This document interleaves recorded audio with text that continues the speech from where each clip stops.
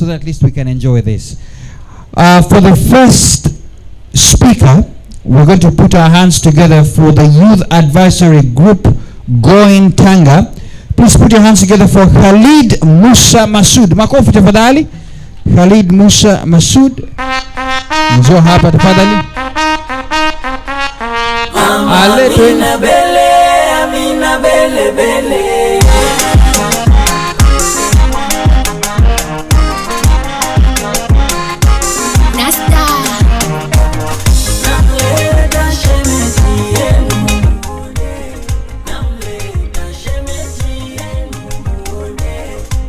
Sawa basi, asante sana. Huyu ni ule mtu ameweza hajaweza. Haya basi tumsikize, karibu sana.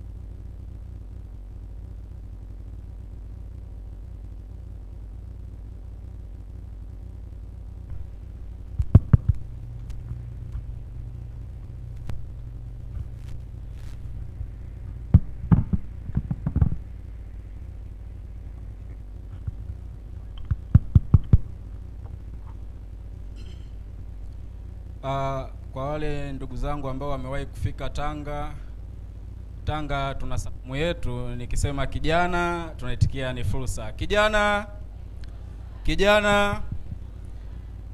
Ukweli ni kwamba vijana sio tatizo ambalo linahitaji kutatuliwa, lakini kijana ni nguvu ambayo inahitaji kuaminiwa.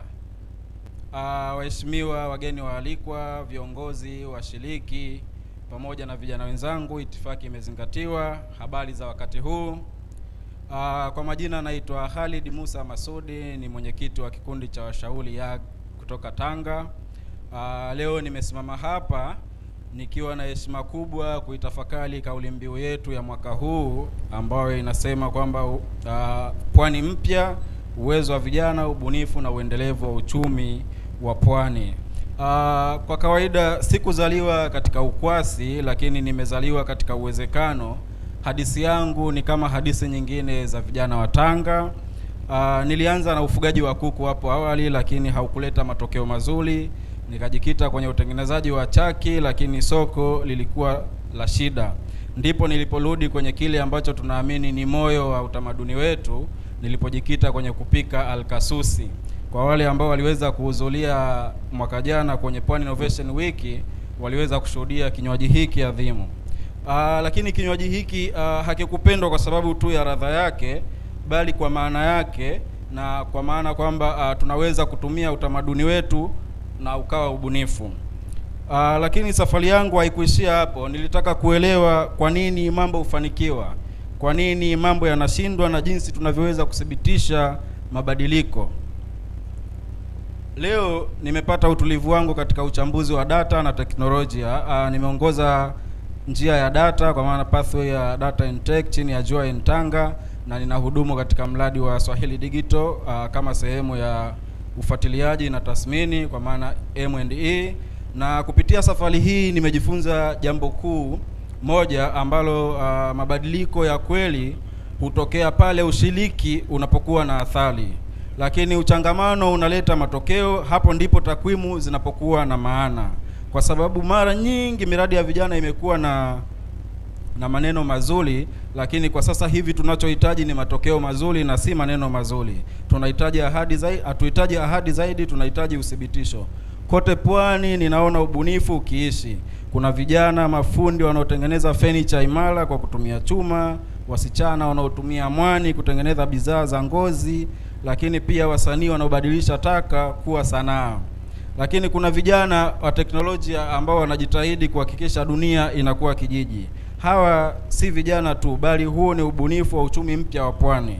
lakini ili uchumi huu udumu, lazima tuhame kutoka kwenye ushirikishwaji na tuhamie kwenye ushawishi. Vijana wasiwe waalikwa tu, bali waaminiwe kwa kufanya maamuzi ya haki. Ndio maana kikundi cha ushauri ya Tanga ni kikundi ambacho kinadili na masuala yote mtambuka, kuhakikisha sauti za vijana zinaleta athari kwenye sera, mipango, bajeti, na kuthibitisha kwamba opportunity youth sio tu wanaosubiri kungojea ama kusaidiwa, bali ni wanasubiri nafasi ya kuongoza.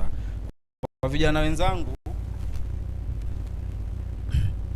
usidharau mwanzo mdogo. Kutoka kuku hadi chaki hadi alkasusi, na sasa nipo kwenye monitoring and evaluation. Kila kitu kimenilea na kila kitu kimenifunza kitu. Kila jaribio pia limenijenga. Na kwa viongozi na wadau mbalimbali ambao wamehudumu hapa, kama kweli tunaamini katika ubunifu, basi inatakikana kwa sasa tuamini katika vijana wabunifu. Msitupe tu kiti katika meza, bali tuwe sehemu ya meza kwenye kujenga, kwa sababu bahari si mali ya wale wanaoitazama, bali bahari ni kwa wale wanaothubutu kusafiri juu yake. Kesho ya Pwani haitajengwa kwa ajili ya vijana, itajengwa na vijana wenyewe wenye ujasiri wa kutoa, kwa ujasiri wa kuota, wenye kufanya maamuzi kwa kutenda, na wenye uvumilivu wa kudumu. Pwani mpya inaanza kwetu vijana. Kijana ni fursa. Asanteni sana.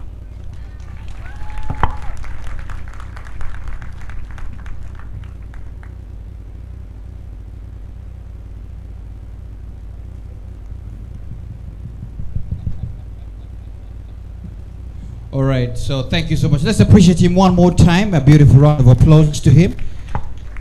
Just for a quick summary of what he was speaking about. It was quite a long one, but I'll summarize in about a minute or so.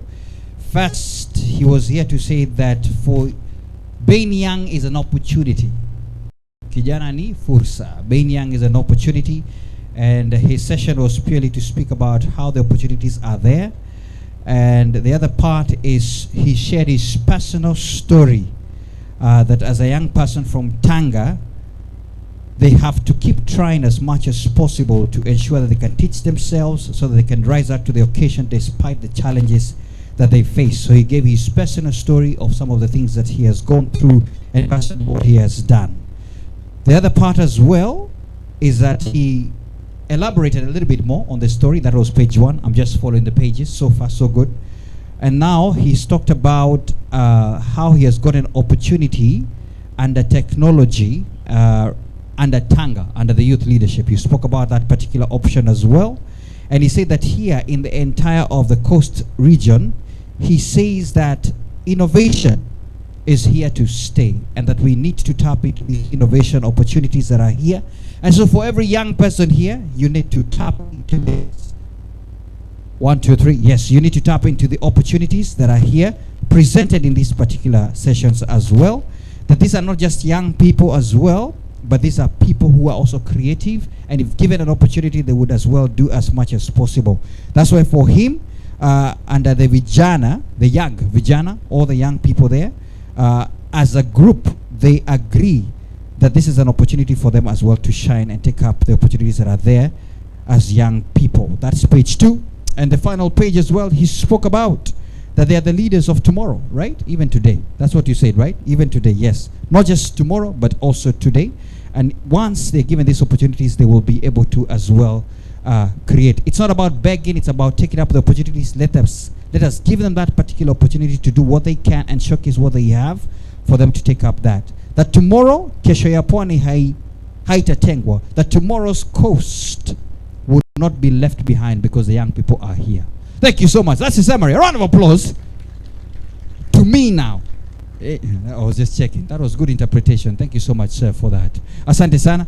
Makofi tafadhali kwa tafadhali. I left my program there. If you don't mind, you could pass it. I don't know who took it from me. Thank you so much. Ali, you could pass it there. There you go. There you go. Thank you so much. Asante. Wow.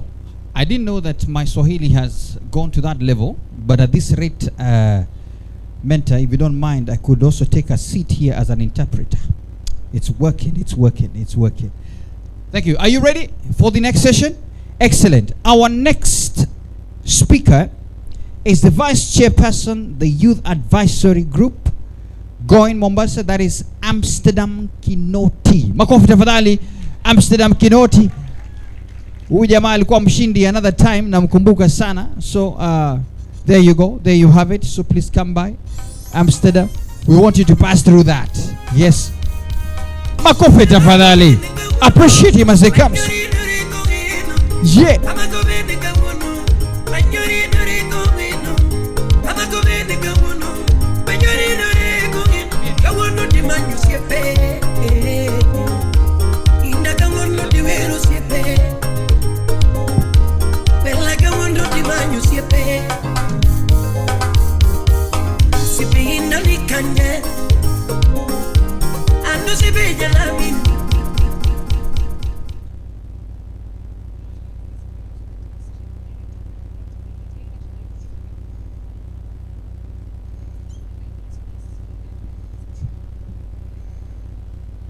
Mambo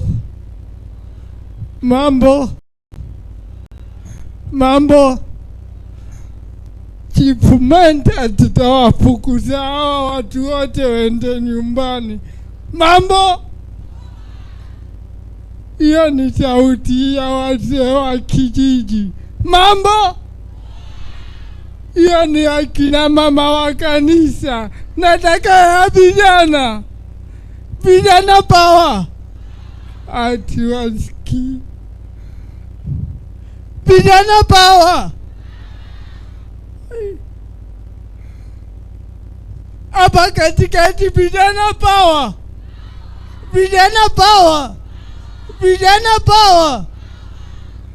Huku vijana ni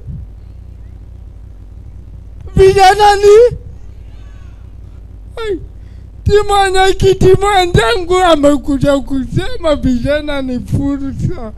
Kijana ni uko nyuma, vijana ni akimisi ongei.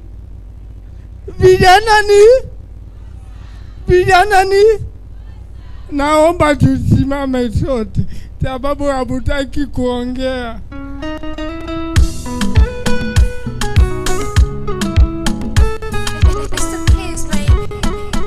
Aya, naomba sauti ya vijana. Na dakika zangu vutie hesabu paka vijana waongee. Vijana ni kijana ni. Aya, naomba niseme, nikisema kijana unasema ni fursa. Nikisema mambo ni bunajibu ni sasa hivi. Tuko pamoja. Bumekula lunch bwana. Bumekula lunch. Aya, kijana ni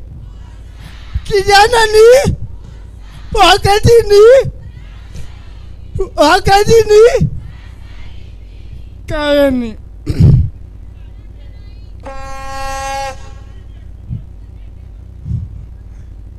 Manjina yangu kwa jina langu naitwa Amsterdam Kinoti Mtungi. Mimi ni kijana naibu mwenyekiti wa Mombasa, Tanga. Na wakaribisha katika Mombasa katika kongamano hili. Kama kijana bukajisikie buko huru, bukajisikie buko marizi pasawa, bukajisikie buko nyumbani, kwa sababu Swahili Port ni nyumbani kwa vijana wote.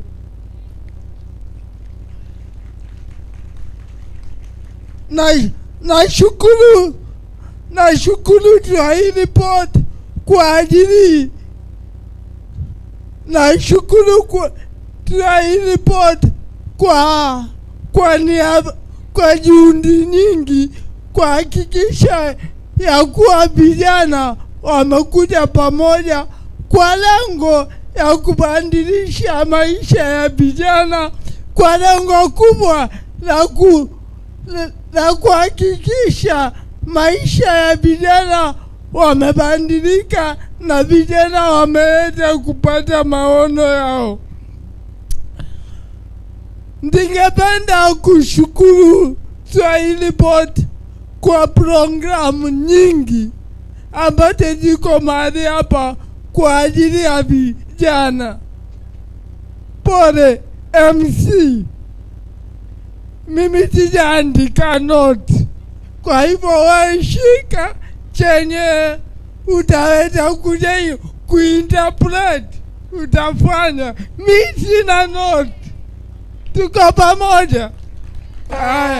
Chenye utashika ndio utaimpa interpret baadaye, lakini naomba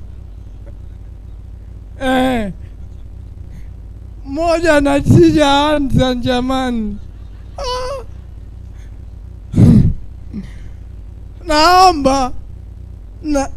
Naomba ushike chenye utaenda kuinterpret, utafanya, na ujue sina note. Nilikuwa nawaambia Swahili Pot ni vijana, ni nyumbani kwa vijana wote, tukiongozwa na Chief Mentor mwenye ni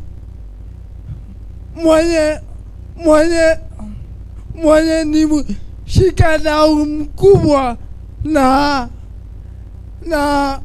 shikadau mkubwa kuhakikisha ya kuwa vijana wamefikia malengo yao.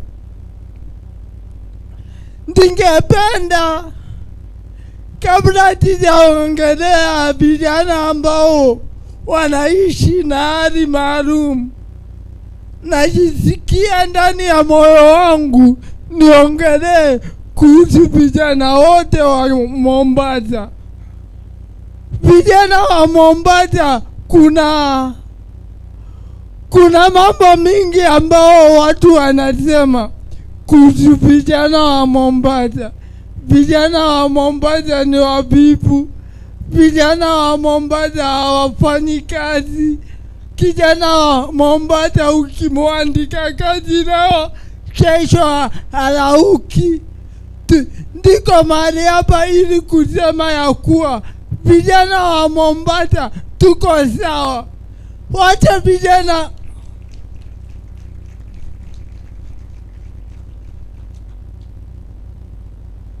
vijana wachache watituharibie CV. Sisi vijana wa Mombasa, vijana wa Mombasa tunaweza. Vijana wa Mombasa tuna nguvu na tunaweza. Kwanza nikiangalia Swahili Pot Foundation ni shirika ambalo linaongozwa na vijana. Watu wazee, watu ambao wana umri mzee katika Swahili Pot ni watu chini ya watu 5, na hapo nimeweka Chief Mentor. Kwa hivyo ukiondoa Chief Mentor ni watu kama 4 ambao ni wazee. Kwa hivyo namaanisha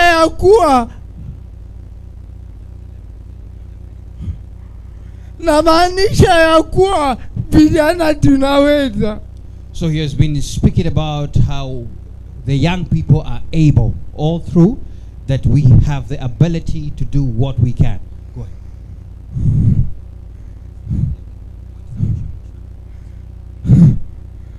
ahead.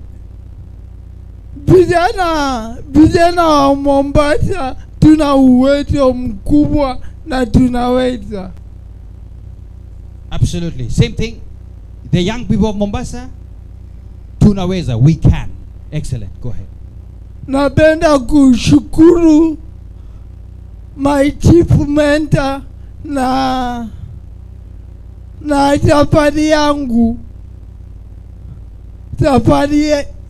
kwa jumla. Nikikumbuka mahali nimeanzia mpaka mahali hapa, nimefikia umbali, na sio bure, ni kwa ajili ya juhudi za watu wengi ambao wako mahali hapa. Thank you, Chief Mentor. Thank you for all the support you have given him. That's why he's able to do what he's doing right now.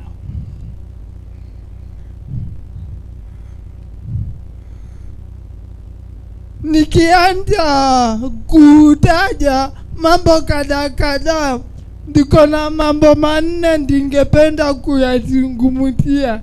La kwanza ni kuhusu mambo na biashara na social protection. All right.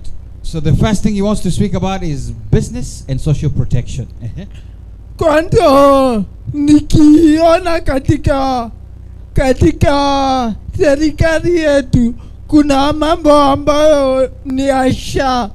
Ningependa sana kuhimiza serikali na wale watu wote wanaweza katika asha wakumbuke vijana na wawaweke.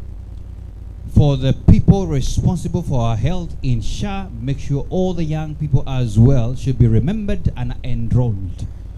Pia ningependa kushukuru kwa serikali yetu kwa ajili ya cash transfer ambao wameweka ili kuhakikisha kila kijana ambaye anaishi na hali maalum masuala yake yamefikiwa na amesaidika. Thank you for the cash transfer efforts that are also as well assisting young people. Pia nataka kushukuru kwa ajili ya vifaa maalum ambapo serikali yameenda ili kuhakikisha watu ambao wako na hali maalum wamesaidika. Vifaa hivi ni kama wheelchair, scars, hearing impairment na vifaa vingi vingineo. Thank you for all the assistive devices like wheelchairs, things that have been assisting the people who are also physically challenged because they are able now to participate like others.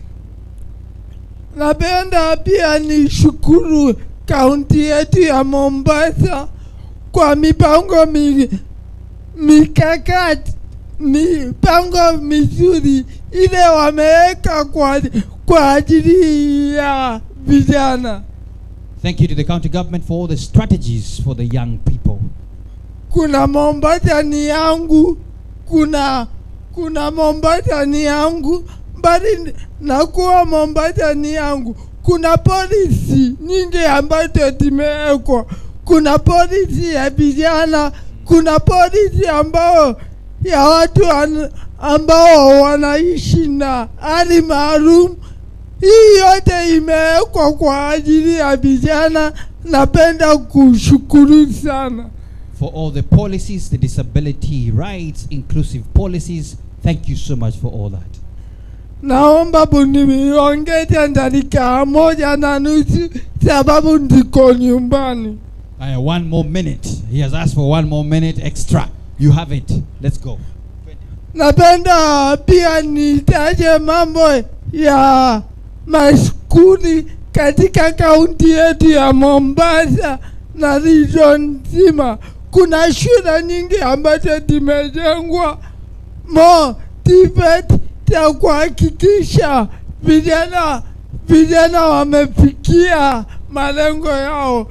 Na shukuru tena county government ya Mombasa na watu wote kwa jumla. Thank you to the county government for the infrastructure in schools and everything about education.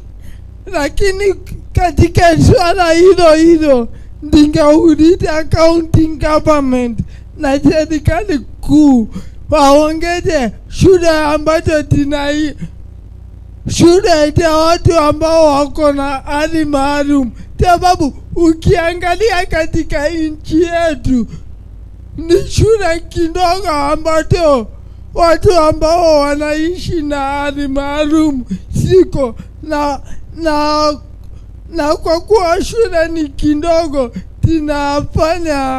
tunafanya watu ambao wanaishi na hali maalum kuwa limited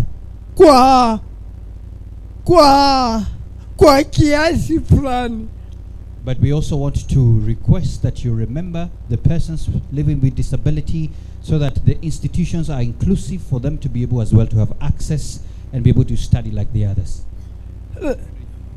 La mwisho na wahimiza vijana wote wa Mombasa na Pwani nzima tushirikiane ili tuweze kuondoa yale masuala mabaya. Tunaambiwa vijana hawawezi, vijana ni madawa ya kulevya, vijana ni kazi yao ni kuiba na mambo mambaya. Kwa hivyo nawaahimiza wote tushirikiane, tujenge nchi yetu, tujenge pwani yetu na Mombasa ikabadilike. Shukran. Thank you so much. And to all the young people, let's avoid drugs, let's avoid the bad things, because we can as the people of Mombasa. Thank you so much. Let's appreciate him one more time with a beautiful round of applause. Hey, thank you so much. Asante sana. Wapi makofi yake mengine? A better round of applause for that. And then we shall have just a second last as well in this session. Thank you so much for that. Wow, that was good. I think at this rate, this is very good. This is very good. Being encouraged as well by our guests here. One more time, let's appreciate him. That was powerful. His message is clear. And by the way, because I was standing here, I was able to peep through some of the pointers. They are serious points that he had put down there. Thank you so much for that articulation, and we celebrate you. The Chief Executive Officer of the Kenya National Innovation Agency in the country is right here. And I'm talking about Dr. Tony Omwansa, a friend of Pwani, and he's always been here whenever we have in the Innovation Week. Let's put our hands together for him as he comes. Makofi tafadhali. Dr. Tony Omwansa, come right here. Let us know whether we are headed in the right direction. And so far, and so good. Karibu sana.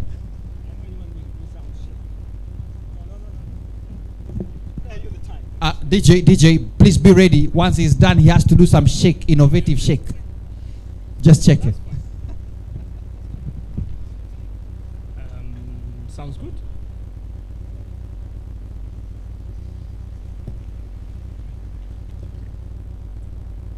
Thank you. Good evening, everyone. Really great to be here, and trying to speak after two energetic young people. The bar has been set high, but I'll do my best based on my context. As you've been told, my name is Tony Omwansa. I currently serve as the CEO of Kenya National Innovation Agency, and my mandate on a day-to-day basis is trying to figure out how do we build a stronger national innovation system that is sensitive to local realities. And if I were to speak about local realities, Mahmoud will probably take a long day to explain what that means to Pwani. And we have other people in different locations who also think about local realities. But at the end of the day, our goal is to try and create jobs and enterprises and ventures that solve challenges that are local, but in addition have the potential to impact society, not just locally, but potentially globally. And over the last couple of years, we've put systems and structures in place that continue to support innovation efforts at regional level. And so every year, Kenya Innovation Agency has been a partner for the Pwani Innovation Week, largely because we believe this is a good opportunity to gather together on an annual basis, celebrate what we've achieved the entire year, and also shape the momentum for the next year or thereabout. we are kind of governed by some kind of national framework for innovation that we've developed that looks into issues of capacity development, that is skills enhancement for innovation, infrastructure for innovation, whether it is labs, hubs, technology transfer systems, connectivity, intellectual property management infrastructure, and so on and so forth. And then access to funding to support our innovative ideas, access to markets, and finally the policy landscape. And so we've organized ourselves as an innovation agency to look at commercialization as a big issue, and whether that is in university ecosystem, in TVETs, in research centers, in innovation hubs. And then the second pillar of work has to do with the startup ecosystem in trying to make it as competitive as possible. Now, I'll take you back memory lane. In 2015, I wrote a concept note for setting up Nairobi Innovation Week. At that time, I was a faculty member at University of Nairobi. Just last week, I went there as part of their celebration of the 9th edition of the Nairobi Innovation Week. And what struck me is that it's been 10 years. And not only has it been 10 years, but we also have Pwani Innovation Week that picked up soon after, Mount Kenya Innovation Week, Eldoret Innovation Week, so on and so forth. And I just learned there's Gusii Innovation Week, and I'll be heading there tomorrow to officially participate in the opening on Wednesday. And for that reason, I feel I have a little bit of the moral authority to stand here and say, well, let's pay attention to what have we achieved over the last 10 or so years. And by extension, what should we be thinking about for the next 10 years?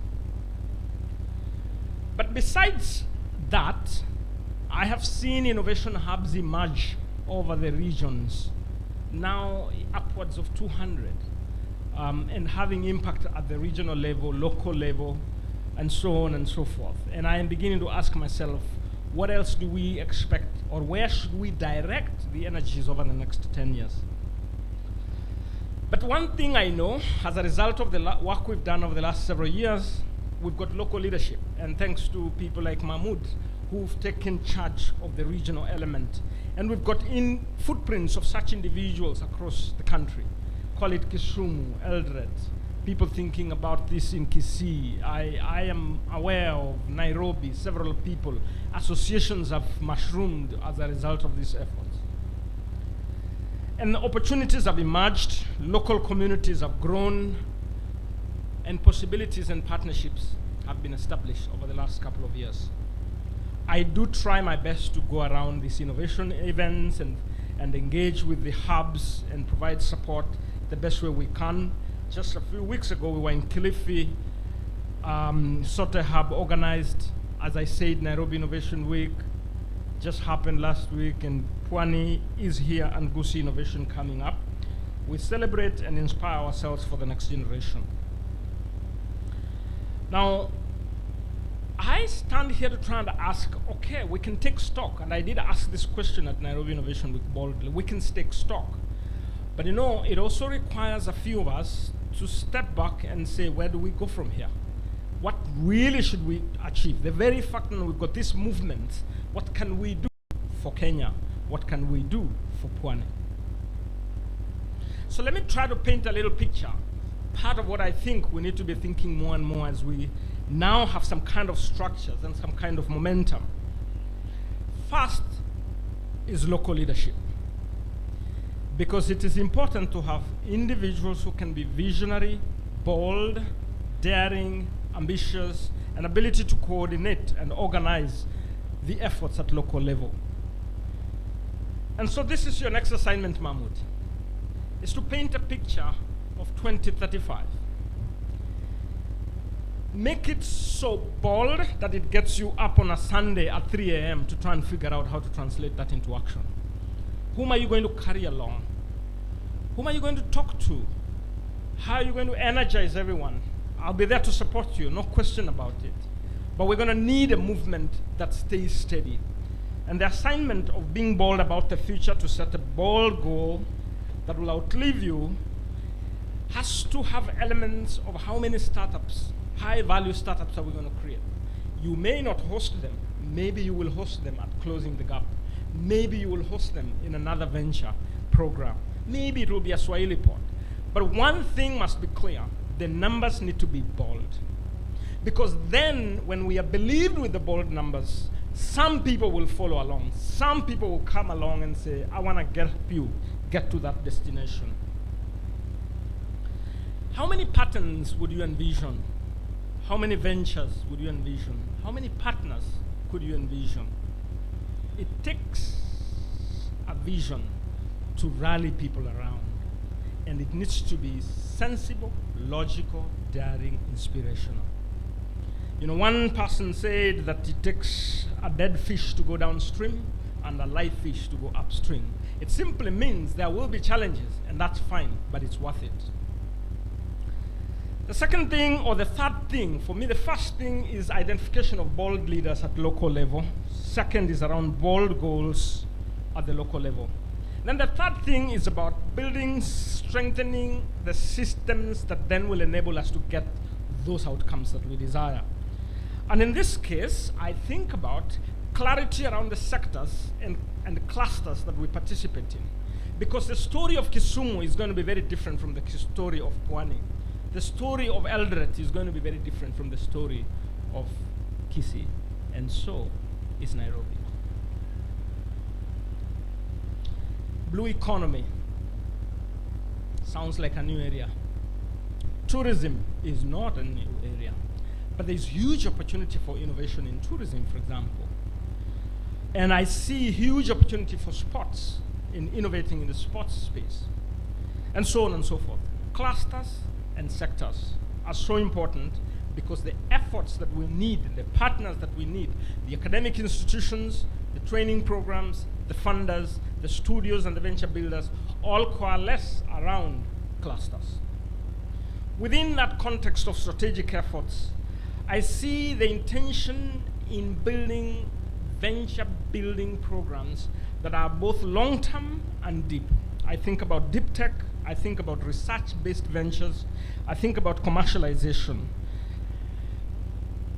Within that same context of building systems that will ensure that we get to the desired goals, I think about the youth. We speak about it over and over, that the median age is somewhere around 19, and therefore Kenya is youth. Kenya is youthful.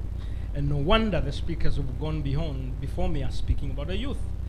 Because that's the future, that's the present. And the restlessness and the desire to see results is obvious.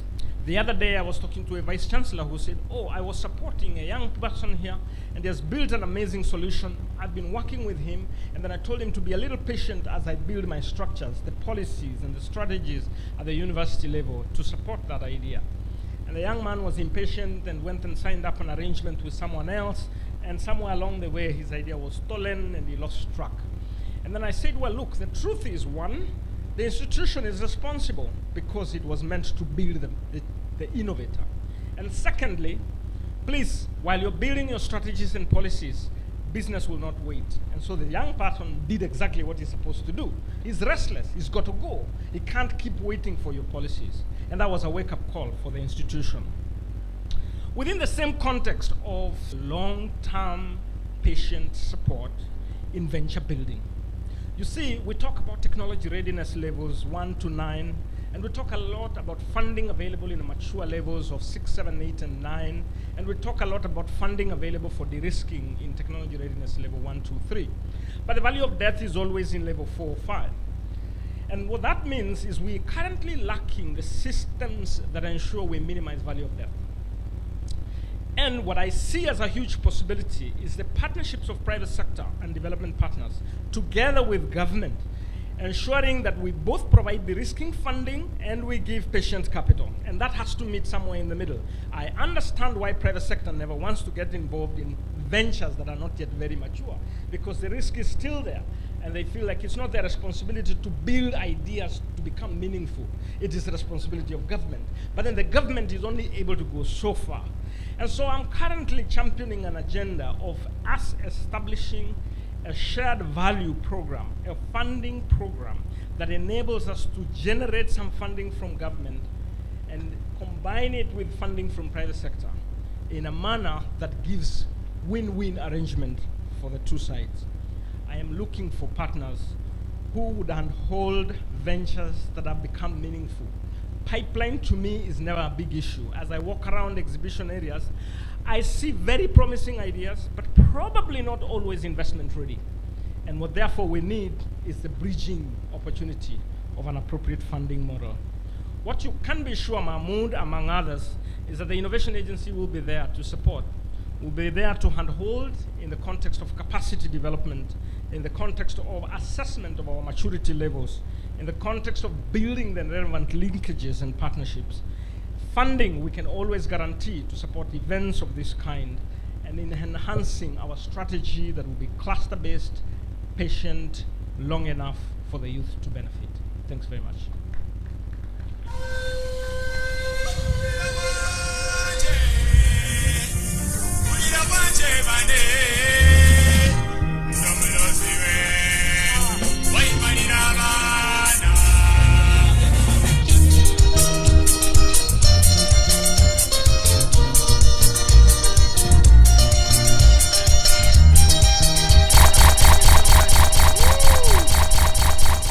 Thank you, DJ. He was asking for something with shoulders, but at least you managed. Thank you so much. Let's appreciate the CEO one more time. Beautiful. Asante sana. Asante sana. I must confess that I know the efforts he's doing as well to ensure that the country's youth are getting a cake in terms of matters innovation are happening. Thank you so much for that.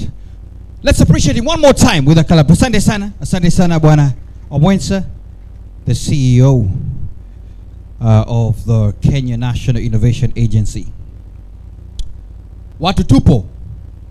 Mpo? Asante sana, asante sana.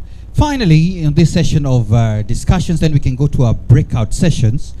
Na naomba tafadhali DJ, tafuta Ali, mwambie kuwe karibu tu pahali, ule Ali ule mwenzangu ule Ali. Mwambie kuwe karibu tu pahali, nitamuita pale. Ako tu pahali hapa. Tulikuwa naye hapa mbele, sawa? Asante. Oliver Van Den, the CEO of Close the Gap, representative of the Council of Belgium to Kenya, is also here. Please put your hands together for him as he comes as well. Makofi tafadhali to Oliver as he comes. Yes, I can see you waving, so please come up here. DJ is getting something for you. I don't know how you're going to dance that. I don't know how you Are you ready? Come on. Woo! This one. Hey, DJ, stop it. Let's hear the speech first, then we come back. Sorry. I was making an inside joke with our ambassador sitting next to me when the beautiful ladies were dancing, saying that African women can literally move every part of their body with so much elegance that a Muzungu like me can never survive a competition. Asante sana for having me. Thank you, Mahmoud. Thank you, Rukia. Thank you, Jackie. Thank you, all the amazing team of Swahili Pot and Pwani Innovation Week. I will try to keep my time because probably, like always, we need to win some time, and I'm the last speaker of this slot. But before I start, I'd just like to ask, who of you is below, let's say, 25? I thought so. And who's below 35? Basically everyone besides the first row here. I'm sorry. So that means I will just try to be very pragmatic and speak to mostly the people in the back of the audience, because as you know, I'm the CEO and the founder of Close the Gap. We are the little brother and sister of Swahili Pot in terms of incubation and acceleration for entrepreneurship here in the coast. I would not be here if it was not because and thanks to Mentor having helped me and Debbie when we moved here 7 years ago to help us also realizing our dream of making a tech hub here in Mombasa. And basically the only reason why we are doing this is to support young aspiring entrepreneurs like all of you. For me, what you guys do here is showing that you can build your own lives, dignified jobs, self-sustainable livelihoods by being entrepreneurial. And I keep saying that when I travel around the world, and definitely also in Europe and in Belgium, that the entrepreneurial vibes of young people here in Kenya, but in Mombasa, in the coast in particular, are so genuine, strong, because you basically are born with an entrepreneurial vibe here, because of the fact also that it is so much needed to create better livelihoods in environments where so many challenges also are faced in your young lives. And you mostly take them all with so much pride and energy and dignity that I am very humbled and blessed being part of your community since those 7 years. I learned so much from the way how you are resilient, how you look at a problem not as a problem but mostly as a solution, and come up with tangible, small SME models to make change happen. And so the part of my story today was to talk about ecosystems in circular economy. So what is circular economy? It's something I don't need to explain here. All of you are very familiar with this beautiful concept, which here is not really a concept but just a true mindset and a way of living. Definitely at the coast, and I've seen on the program the coming days, we are also listening to Dennis from Kusa Freezer. There is many of the booths here behind that are showcasing, from the likes of Rocabex to Blue Radio, so many entrepreneurs that we see every day around here in Mombasa that basically are walking the talk of how they can embody circular ideas, circular models into real life, self-sustainable business models. So for me, it's really about daring to think out of the box, looking at the issue, not to use the word problem, and turn it into a minimal viable product. And that's literally what we do every day at Close the Gap with our programs, our program Boost, our program of NIA Ventures. And I really want to use this occasion to invite you all, the ones that have not been yet at our hub in Ratna Square, in Nyali, not so far from Kongowea. You're all very, very much welcome to just pop in. You don't need to have any appointment. Just come in, and if you say you're sent by me, you can go to our Close the Gap cafe and have a coffee or a dawa. I'll gladly invite it to you if afterwards one of our team members can have a chat with you. See what you, in your walk of life at this specific moment in your journey, are looking for.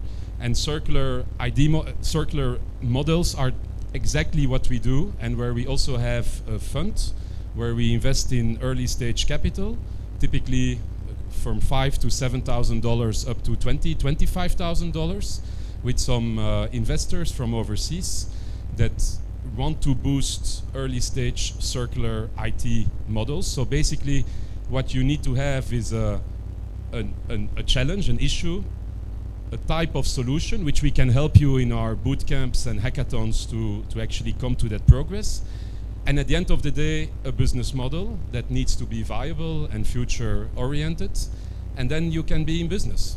So together with SwahiliPot and all the competences you have here from the team of SwahiliPot and all the peers and the alumni, meanwhile, of so many entrepreneurs that have walked that journey before you, there is, in my humble opinion, no reason to fail and no reason not to try. So that's the main message I want to give you all. I'll be around here after and during the break. I have some business cards with me, or I can give you my LinkedIn profile. You're all very much welcome. And I want to end with giving a big appreciation also to our Belgium ambassador, Peter Maddens, and his wife, Chris, that are here to grace this amazing Tech Week of Pwani in Mombasa. Very, very humbled that Mahmoud managed to get Balozi here, and tomorrow he's giving you a great inspirational speech, which I also look forward to listening to. So once more, thank you very much. Enjoy the rest of this week, and thanks for having us on the first day here. Asante sana.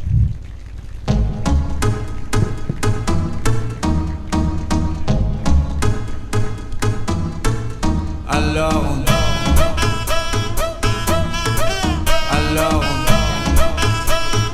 All right. Yeah, DJ, he said that one was a scary one. He could not dance that one. Thank you so much. Let's appreciate him one more time. Thank you so much, Olivier, for that session. And Olivier just preempted something I wanted to say. We are very happy that the ambassador, Mr. Marsden, is also right here. Thank you so much, sir. We can't wait to hear you tomorrow. So if you want to know something from the ambassador, make sure you're here tomorrow. Yeah, that's a way of sweetening it for you to come. There you go. Ladies and gentlemen, I know you are so ready to go for the next session. And this is going to be packed, but we're going to get into something very practical because we want to talk about matters of being AI agents yourselves. So don't think too far. But before then, I want to invite the speaker who shall start us off on these matters of AI agents for everyone. We have Aishwarya Srinagesh, the CEO of Helexia AI Limited. Please put your hands together for her as she comes. A round of applause to her. Encourage her. Better. There you go. Please come by right here so that at least you can quickly, very briefly, just speak to us on this, and then we shall proceed on some practical sessions. Welcome.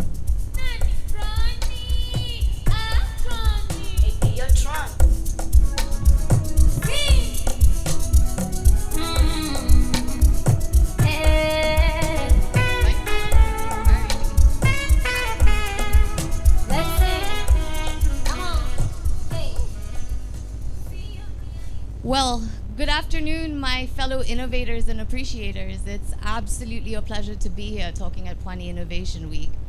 In fact, while we're talking about AI agents for everyone, what I'd like to do is preface this with just a little information about AI and what Helexia does. So when we're looking at AI, large language models and machine learning are actually the foundation for a lot of the AI we're using currently. So let's take ChatGPT, for example. What ChatGPT actually does is pattern recognition. So what we're able to do is now have a database of information and pull relevant information based on the prompts you're inputting. That's why it gets more detailed with more information you're feeding your ChatGPT. While agentic AI will be taken over by the next session, I'd like to introduce what Helexia does. We do cognitive AI that introduces reasoning and understanding, so you're able to ask your machine, why are you doing something, and have a response that fits appropriately. Especially within the healthcare space, we can't leave room for error. This is somebody's lively. So what we would like to do at Helexia is pretty straightforward. It's 3 components. We've got an AI screening, a hospital information management system, and not only do we have that, but we also have treatment and also testing facilities that are offered within the system. So let's start with our facial scanning, which is actually the crux of the AI tech we use. It's actually pretty interesting because we can now take vitals in entirety from end to end, no matter what your infrastructure looks like using the scan. And if a camera is too much work for the current institution that's using it, we also have fingerprint abilities for you to be able to hold your phone up, put your finger on the back of a camera, and be able to take your vitals then. The accuracy rates are literally sitting between 98 to 99%, which means we're almost creating redundancy with legacy instruments that we've been using. And maybe in spaces where they can't afford the same, we're still able to bring healthcare in an affordable and a qualitative way. So what I'd also like to emphasize while we're talking about AI is the importance of what our predecessor who was on stage ever so slightly earlier, Dr. Omwansa, I hope I'm saying that correctly, he emphasized the necessity for innovation guiding progress and how legacy industries have been around doing great. But here's what we're able to do when you bring AI into the picture. We're able to make it better. We're able to bring technology that we've seen on social media or in the news and now adopt them into principles that allow us as Kenyans to benefit not only in urban settings but in rural ones too. The main ethos behind what Helexia AI is trying to do is bring high quality, affordable healthcare to every Kenyan, no matter where you're sitting. So we're not only cutting down times of long wait queues, but we're also able to do virtual consultations that brings all of your specialists to you where you're sitting, no matter what institution or corner of Kenya you're sitting at. So on this note, what I would also like to bring in is what Dr. Mwansa said about bringing public and private sector together. It is with great honor where we are able to say that Helexia AI will be piloting in Mombasa County. And we're able to address issues that have been sitting within the healthcare system within the county around substance abuse, maternal health, and overall just well-being of our nation and our county. And we look forward to doing this very shortly, actually. I'm hoping November at the latest. So I would love for you guys to check out helexiaplus.org and have a look at what we're offering while we're offering it, and watch the growth journey as we take you through. So while I do have a little extra time, I do want to hand this over to Agentic AI, which is the theme of our workshop. And I'd also really encourage you guys to check out the Truly Kenya booth that's down, the little pathway over there.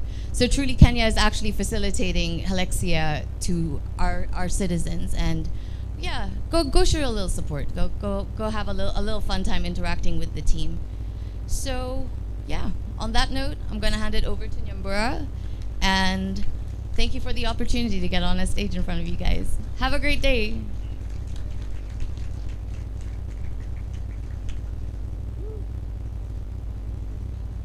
I was waiting for the DJ to send you out so that you can give us a dance, but the DJ decided to be humble. Thank you so much. You can tell that we are getting practical, right? We're getting so practical. However, I have a caution. Because of the time element, it shall be a teaser for you so that you can get to learn a little bit, be teased on what can you do with AI, getting a bit practical. Excellent. So are we ready for that moment? Are you ready for that moment? Excellent. So DJ, what are you doing? DJ, we're about to get practical.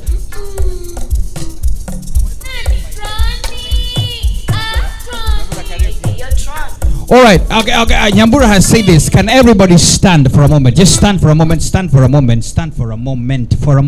Just follow what Nyambura says we do. Are you ready? DJ, give us that one, the same one. Don't change. She had loved that one. That beat. Yes, don't change it. Be humble today. Excellent. All right, you ready? Just follow. Come on. Hey.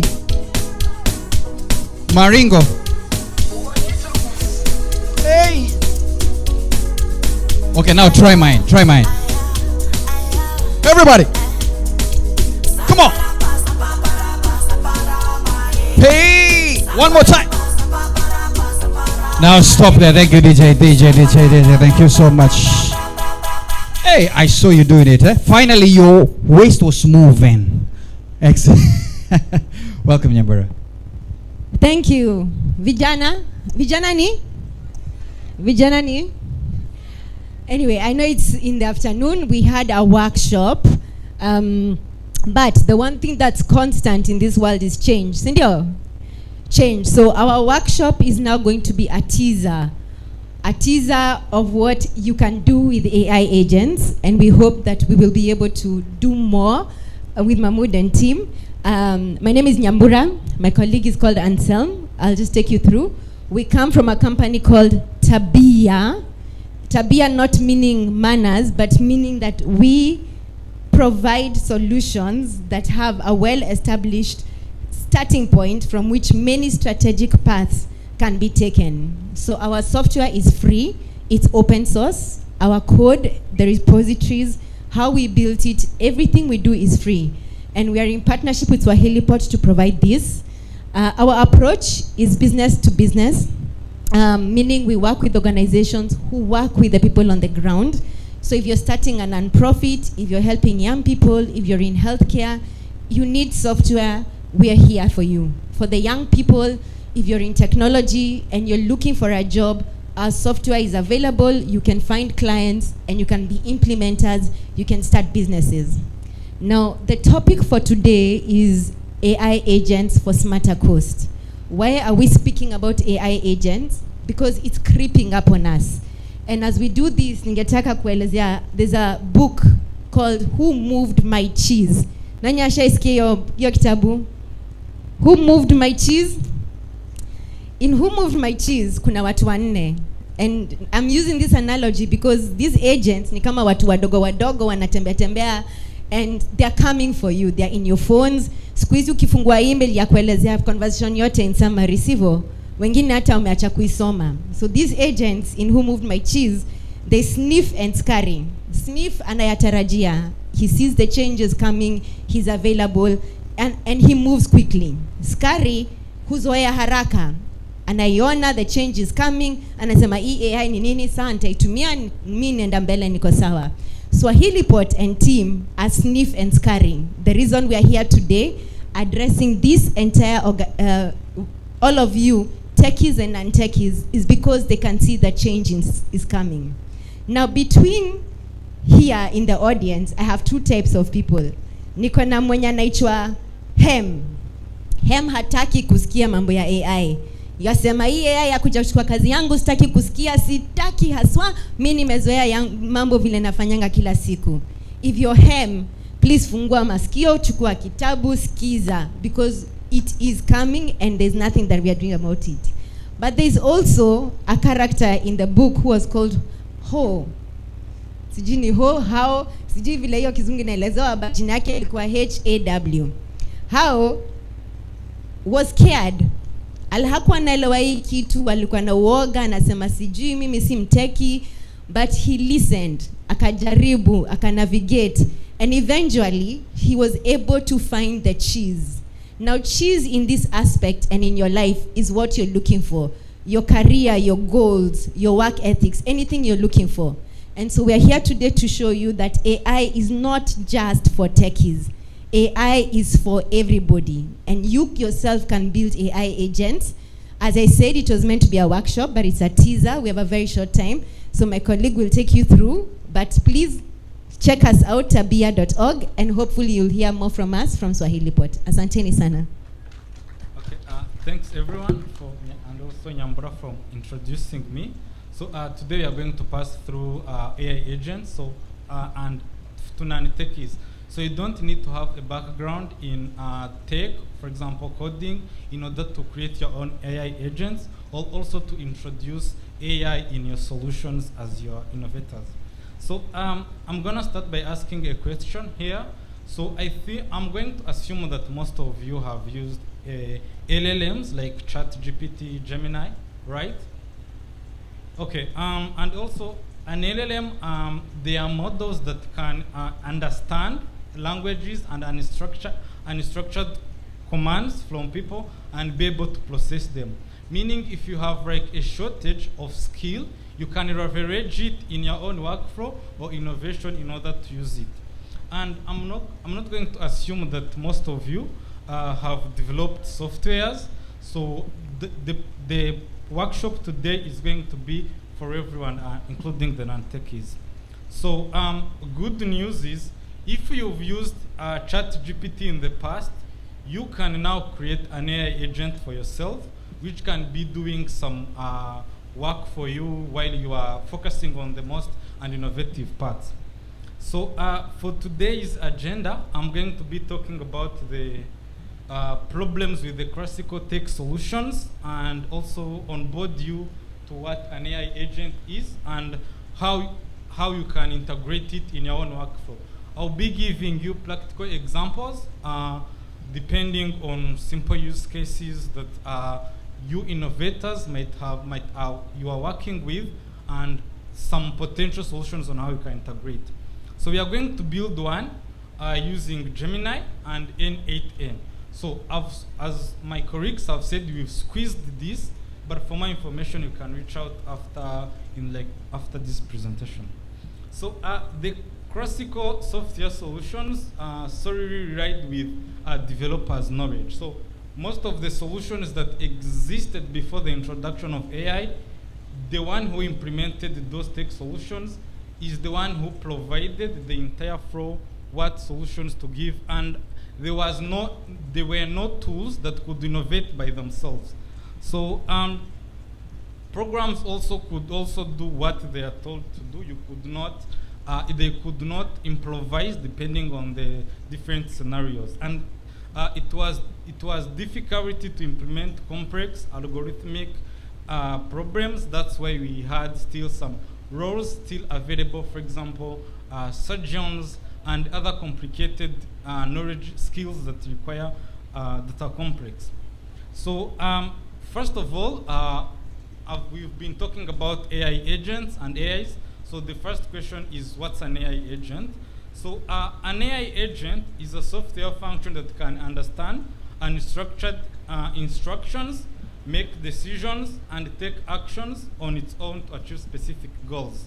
So it's more of like someone or a robot out there on which you can give unstructured instructions and it would perform it and it would improvise. This is a sample of an agentic workflow we use at Tabia in our product, but this is a complicated stuff. We are going to go to work together in this kind of workshop to build one using Gemini. So what are the steps you need to follow when building AI agents? The first step is to define the scope and goals.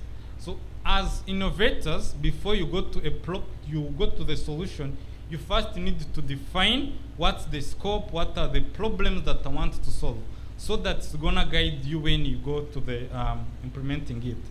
Then the next step is you need to develop and implement that. Then at the end, the last step is to evaluate and refine it. That's where you would test it with some edge cases and see if it's performing actually what you intend to. So today's toolbox, what we are going to use today in this kind of workshop, we are going to use a platform called N8N. This is a no-code tool that helps people with no-tech backgrounds build workflows or kind of build some applications.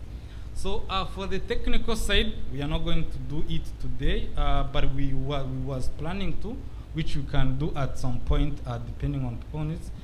We are going to also use Gemini. So what are we going to build today? So one of the problems that we face is there is a lot of information out there and they are unstructured. For example, your manager or your friend might give you a long paragraph or meeting notes, and you want to summarize it and extract only the basic tasks that you want to understand that you can easily process. So today we are going to build an agent that extracts tasks from bigger messages or message meetings with clear owner and when it's due. So it's something that looks like this. Let's take your friend went into a meeting and have corrected some notes for you. Basically, what you do, you just paste it there, and it's gonna provide with you a table where you have an owner, meaning in your organization or company, the owner who is going to perform that task, a clear description of the task and when it's due. So as I've told you, the first step, we are going to define the scope.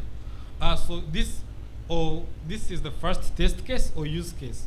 So let's say we have a message that looks like, hey James, I want to let you know that you are about to send a report to a client by tomorrow. So we expect to get a table that looks like this, where the task is send the report to the client. The one who is going to do that is James, and it's due tomorrow.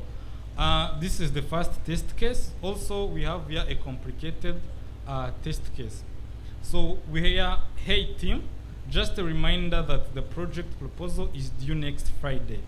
Let's make sure to review it by Wednesday so we can have time for any last minute changes. This is a complicated message, and in terms of language structure, how sentences and phrases are positioned. So there is no developer without AI who can, or anyone who can implement a program that can automate and return a table like this. That's where AI will rising. So the second step, we are going to define instructions. Instructions, if you've used LLMs like ChatGPT, I think you are familiar with telling, hey, do this, do B, do C, do A. So the same comes when we are building an AI agent, is the part that we need, it's automated. So there are system instructions which we are going to tell our ChatGPT or Gemini how it's going to behave. So you are an agent that extracts tasks from messages. and we need to provide a prompt. A prompt depends usually depending on the available messages or available inputs, and our case it looks something like this. Extract all tasks from the following message. This is more of like a parameter where we are going to paste a message that we've got from Slack or email or something like that. So as I've told you, we are going to, for no-code tools, you can use N8N. The website is located at n8n.io. It's a free platform which you can use. Okay. Once you've entered there, you need to create a workflow. A workflow is something that needs to happen depending on the course. For example, if I receive an email that contains the tasks or meeting notes, what needs to happen? All that procedure, they are created in workflows. And there are many options or triggers that you can create. For example, you would want to integrate it in your organization. For example, if I receive an email, this needs to happen.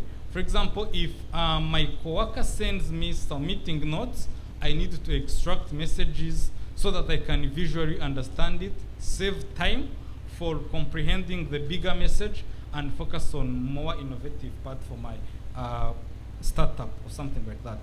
So, but for now, we are going to use a form submission. This is a link that you can give to someone, and then they are gonna enter the bigger message. So for now here, I created a form where we have a field called message, which is where you can paste that message. It's a text. Then you need to get those instructions, which you would normally paste in ChatGPT, and put it into this platform. For example, I have here my instructions that says you will extract all the tasks from the following message. This is a placeholder where we need to add the message we got from Slack, SMS, or other places, and you need to respond with the JSON format and with the following fields. So this is how the entire workflow looks like. So I receive a message, a form is submitted, or I receive a message or an email comes, this is a parameter.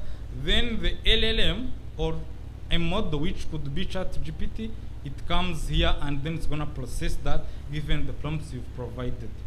So finally, this is how my form looks like. I'm sorry, I'm wrapping this up. It's because of the time constraint. But given this form that looks like this, when you paste your message there, this is the logging that shows you everything that's happening. So this is the message that I've received from my email, or a friend of mine has forwarded to me. Then we are going to, this is the LLM response that we've got, which is the tasks. And because as they look here, they are unstructured, you cannot easily comprehend them. There is a little JavaScript. It's more of like formatting that I formatted it into a more understandable way. Like we have here a table that says, depending on the message that we've received, RX is in charge of drafting the initial project scope document, and it's due on the 30th of October. So this is one way you could create your own AI agent. You could easily have different prompts. For example, given this project I've got from my client, determine different tasks from different members of my team. So there are a lot of options and a lot of ways you can leverage AI into your already existing workflow or organization. So any questions for now? So to wrap up, I would give you an idea to go on and start exploring the scope of AI so that you can easily try to find how you could integrate that in your already existing workflow. Thanks.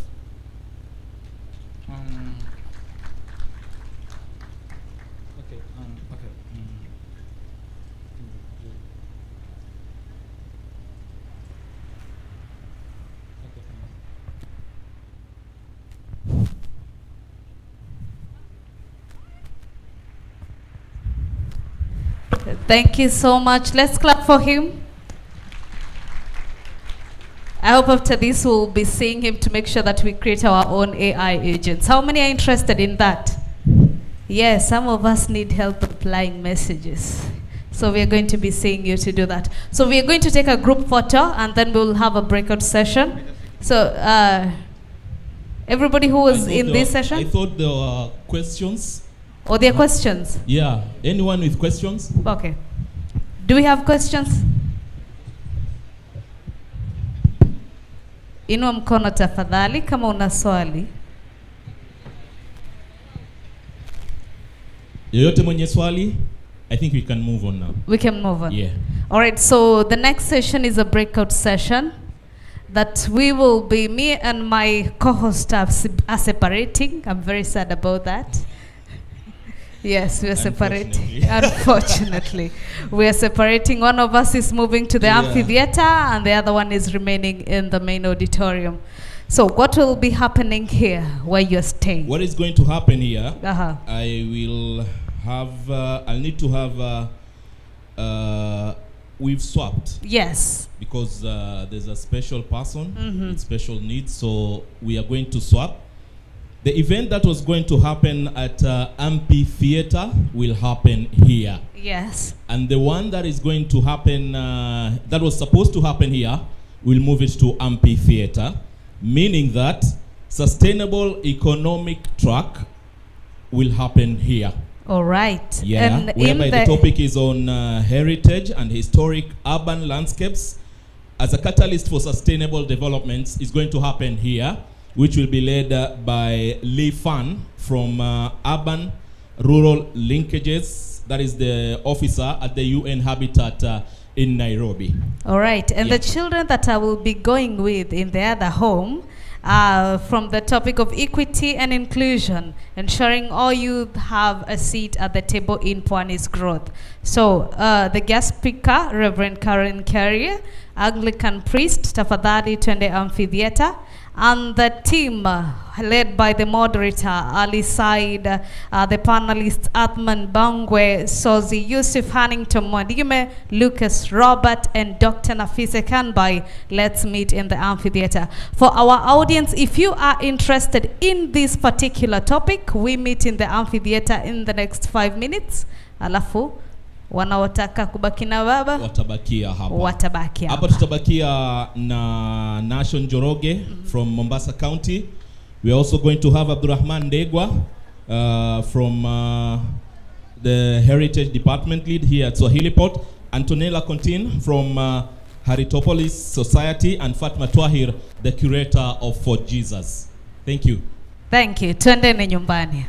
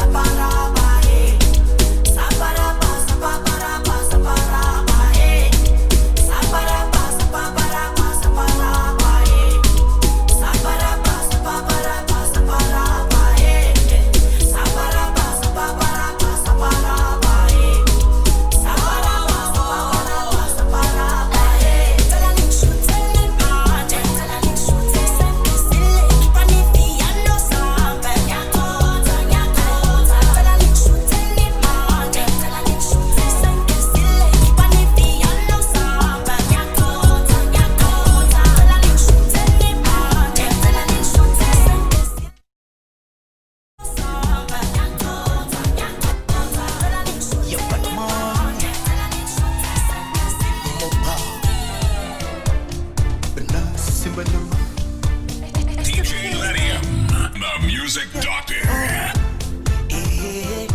Koma kunichokonoa, kunifatafata kuna muda vinaboa.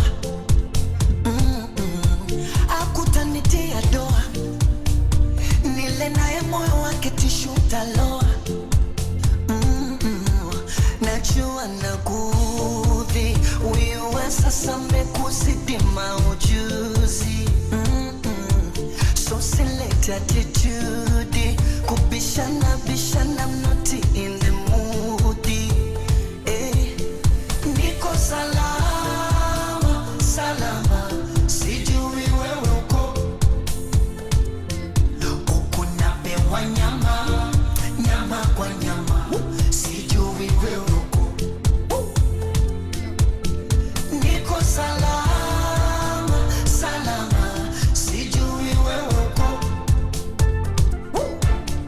Huku inabana, bana banana, sijui wewe uko. Ona usiniulize hali, niko very good, nimegrow sana, ochili menona. Mwenzako mimi niko very good, nimegrow sana, ochili menona. Alhamdulillah, angeniua yule, maana mtu si mtu, jini si msukule. Hivi mapenzi gani kupigana kama shule? Mie nampa huku, yeye anayatoa kule. Oh, nuru hii ningeitoa wapi? Kufumania kila siku, kushikana mashati. Oh, nuru hii ningeitoa wapi? Kutukania mpaka ndugu, ndo mapenzi ya wapi? Na simu zako usiku wa manane unikome, unitumia message please, naomba nikone. Wewe si jeuri, I move on tupone. Na pichwa wako so fadhila, heshima tatone. Najua nikuudhi, huyu wa sasa amekuzidi maujuzi. Najua, so silete attitude, kubishana bishana, I'm not in the mood. Mwenzako niko salama, salama, sijui wewe uko. Kazi kwako kigagura, sijui wewe uko.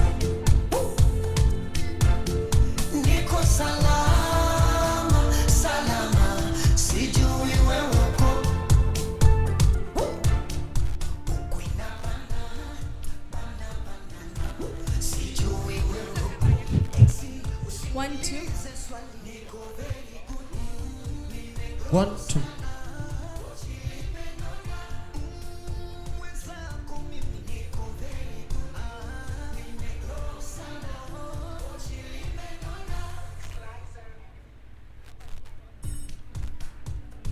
1 2 1 2.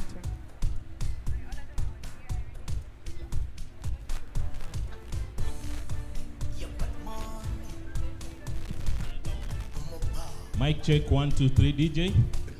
Allow me to introduce or reintroduce again. Nation Joroge. Mr. Nation Joroge is around. Okay. Abdurrahman Degwa. Antonella Contin, I think he's going to be online. And Fatma Twahir, curator, kindly.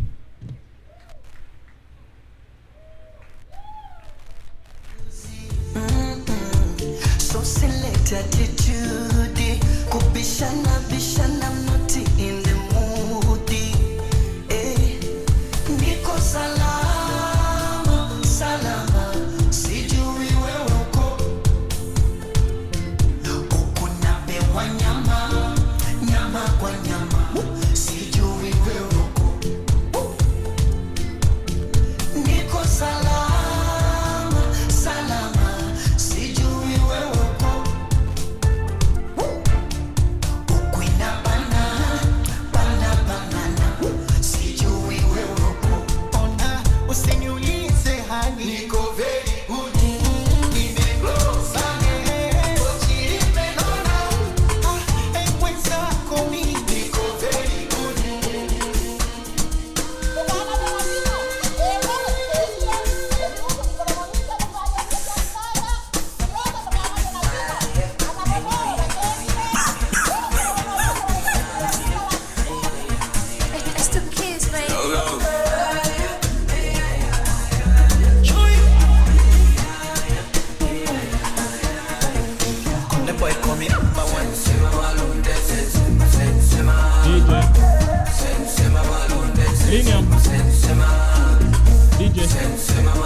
Thank you, DJ. Karibuni sana. And Mr. Ndegwa, you may proceed. Yeah. Good afternoon, everyone. All protocols observed. Welcome to this breakout session, and our topic for this evening will be Heritage and Historic Urban Landscape, that is HAL, as a catalyst for sustainable development. In front of you is my panel for the day, and I'll first introduce our curator. Good afternoon, everybody. My name is Fatma Twahir. I'm the curator for Jesus World Heritage Site. I'm trained as an architect. I have some bit of environmental knowledge, and I have been in charge of the Old Town before I became the curator of For Jesus. Thank you. Good afternoon. We were together in the morning, but my name is Ndegwa Abdurrahman Orago. I support and head the Heritage Department at Swahili Potter Foundation and curate a digital museum and Azania Digital Heritage. Thank you. Good afternoon. My name is Nashon Joroge. I'm a physical and land use planner in Mombasa. By training, I've done urban planning as well as I've majored in sustainable urban development. I look at sustainable coastal development, and I am part of the Heritopolis community within Mombasa through Swahili Port. Thank you. A round of applause for our panelists. To start off, my name is Dorcas Mutemi. I'm an emerging professional in the field of history and archaeology. I also support the Heritage Department at Swahili Port Hub, and I work alongside Abdurrahman Ndegwa in Azania Heritage, and I'm also a case manager. To start off, we'll start with the keynote address from Lifan. The media team, I hope you're ready.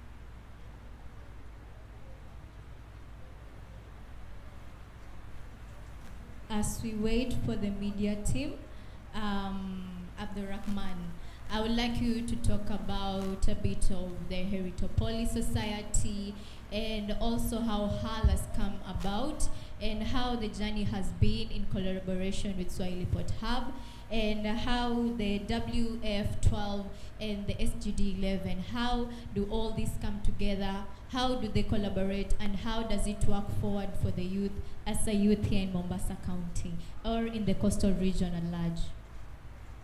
Excellent. Thank you so much for that. I forgot to mention our role, and I'm glad Nashon mentioned our role in Heritopolis. And the journey has been a long time coming. It's a concept. First of all, Heritopolis means heritage in the metropolis. And in the concept of Mombasa, it means, or rather the way we translate it is, how does heritage and new forms of heritage take shape in old cities like Mombasa? And this is a journey that has taken us around 2 years. And the session we had at Pwani Innovation Week last year sort of set the ball rolling on the ideas of actually setting up a Heritopolis Africa chapter, because all along I think Heritopolis has existed out of Africa. So we, the participants, the members in Africa, we felt it was good to also have a chapter in Africa. And from last year, one of the outcomes from the sessions last year is that we really needed to engage more youth in heritage conversations. And it was very important to center Heritopolis Africa as a front where the youth of Africa can converse about heritage. And we were able to do a presentation last year at the World the World Urban Forum, which happened in Cairo. We did not make it physically, but we presented virtually.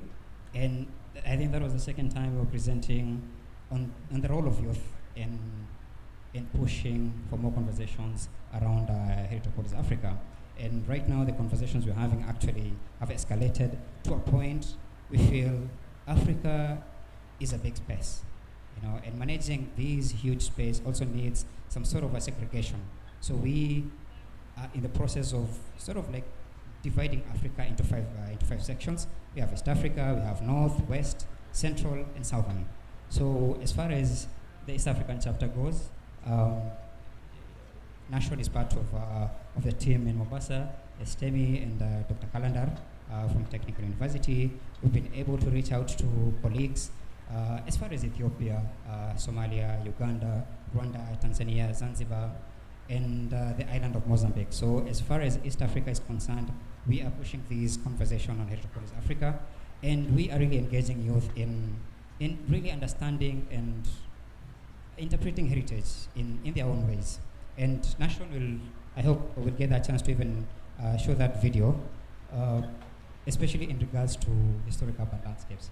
Because from our side, we felt it's important to give youth a chance to even explain or just tell us what they feel about historic urban landscape. From the theoretical framework, but really breaking it down to a way that any youth on the ground can understand it. And we are planning a training that was actually supposed to be a pre-session to this event, and we call it a sketch tour. That the best way for young people to understand Mombasa and to understand historic urban landscape is to take, a tour around the city, taking the sights and the sounds and everything in it, and then come back and narrate it in the best way they know how. Thank you so much. We'll continue with the keynote address. I hope it's ready.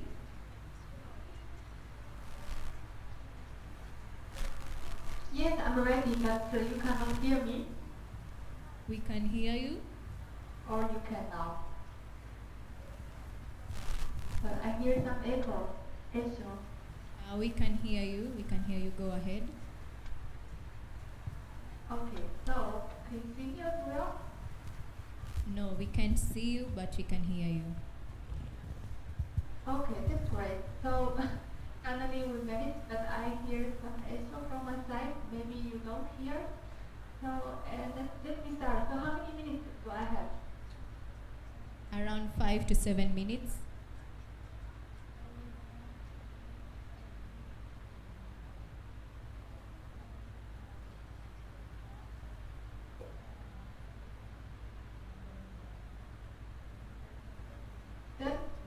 Let me talk like this.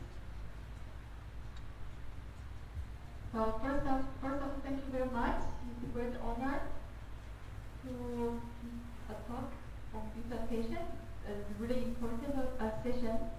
First, I want to also send my gratitude to Mr. Abdurrahman from 20 Heart Foundation and Professor Mike from Public Society for organizing this session and also for your support, continued support with your help. My name is Pwani. I'm here on behalf of Dr. Remy Zichi from your habitat, who sent his warm regards to all participants who are based in Nairobi, and Mombasa is not far away from Nairobi, so you're welcome to visit us. Maybe let me talk a little bit about SDGs and your agenda from our perspective, how we understand heritage, how it is role, how to leverage it to advance sustainable development goals. And now I'm not going to go into the 109 target. Culture was explicitly recognized in the SDG target 11.4. But more than that, not only SDG 11.4 throughout the whole SDGs culture and heritage are manifested in many other targets as well.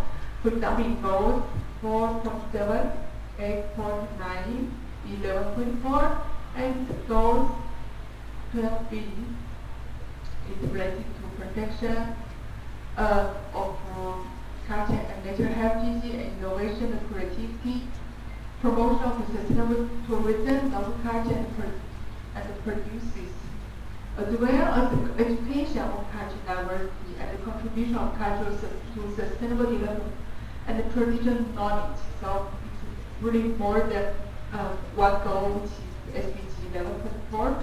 For example, in target 8.9 of sustainable tourism by 2030 devise and implement policies to promote sustainable tourism which create jobs, promote local culture and products, and also target 11.7 provide, maintain, and encourage access to safe, inclusive, and multi-purpose public space.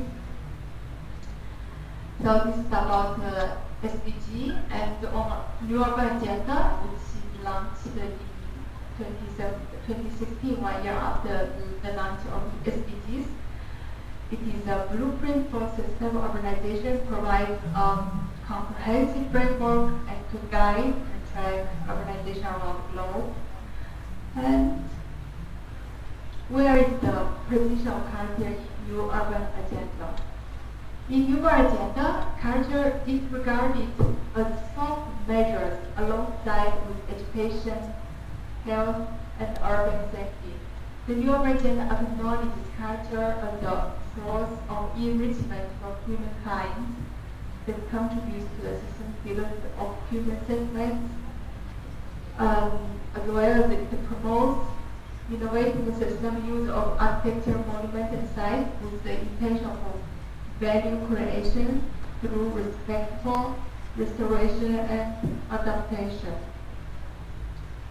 Despite those recognized of culture and heritage in global policies like SDGs and New Urban Agenda, UNESCO and the other leading cultural organizations include both ICROM, IUCN, argue that the Agenda 2030 does not clearly recognize the integral role of culture and heritage across many of the SDGs. And what they do, they organize broad-ranging international campaigns and argue that culture was not comprehensively incorporated into the SDGs. Sorry. So they argue that cultural contribution to sustainable development was not inadequately recognized, and they began to organize campaigns and argue that culture as the fourth pillar of the sustainable development beyond economic pillar, environment pillar, and social pillar. But how to justify that in a more scientific way? So to justify the value of integrating culture heritage conservation, which inclusive and sustainable urban development, UNESCO developed a framework of culture indicators to measure the role of the contribution of culture 2030 agenda. And what kind of framework they have developed? So they took 8 goals, which include 169 targets, and from those targets, they identified 30 where they saw culture contributing directly to SDGs. And from those 30, they are classified into 4 dimensions: environmental and resilience, prosperity and livelihood, knowledge and skills, and inclusion and participation. And this framework helps demonstrate the enabling role of culture heritage in advancing sustainable development goals. It also demonstrates that heritage supports culture things that plays a role in all elements of human settlements. So if you are interested in this framework, you can check the internet website. There are open access documents on the framework of indicators of how culture heritage contributes to sustainable development goals. So this is the first part, what I try to deliver. And the second part is about historical urban landscape. So historic landscape approach, as we know, in SDG goal, the cultural heritage was exclusively recognized in level which is about urban. So why cultural heritage is clearly included in the urban SDG, not in other 16, because a large number of cultural heritage they are urban, they are related to urban, but not this is not only, but also the whole city. Our colleagues have to police that the whole city, urban area, urban streets, they are heritage, not only single monuments. So this is exactly what historical urban landscape approach about. And this approach came from the 2011 recommendation of historical urban landscape. It was developed specifically to target the conservation of heritage instead of single monuments. So the concept is a reorientation, it's a really a big paradigm shift from single monuments to heritage. And this heritage means not really individual, but really a group, an area, and not only physical conceptual shift, but also how we make them. This means the approach to urban heritage was not the same as looking at buildings. The new concept of urban heritage represents conservation more in terms of planning, regulation, and governance, instead of only restoration technology or any other strategies regarding single monuments. It's really about integrating heritage conservation in cities and settlements with the urban development plan, and the process needs to be a huge shift in terms of reconceptualization. So if I don't have much time, please remind me, otherwise I would like to speak a little bit more about historic urban landscape approach. This approach, please stop me if you ask too much. So this approach really implies a wider perspective. Lifan, we'll stop you there. Yes. Yeah, we'll stop you there, Okay. but we'll continue engaging you in the conversation. I hope Antonella is already connected and have access. As we wait for confirmation from Antonella. Yes. Oh. Can you hear me?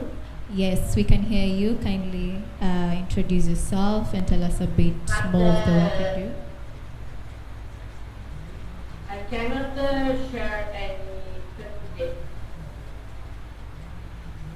Or I can. I don't know.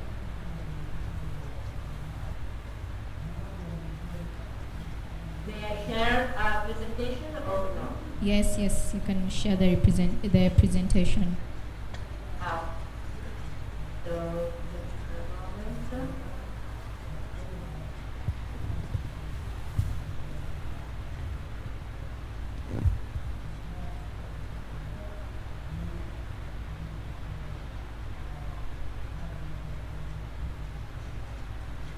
Can you see my presentation?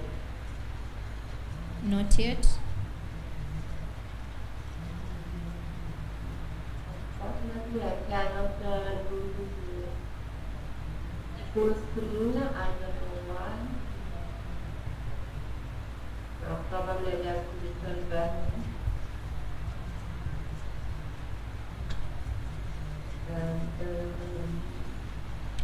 And another.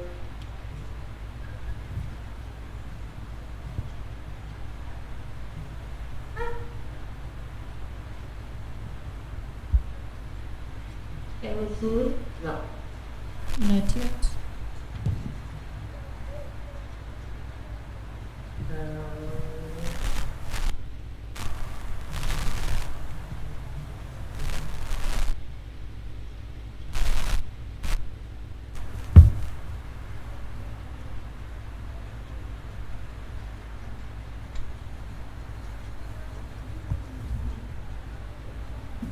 So, all wire channels,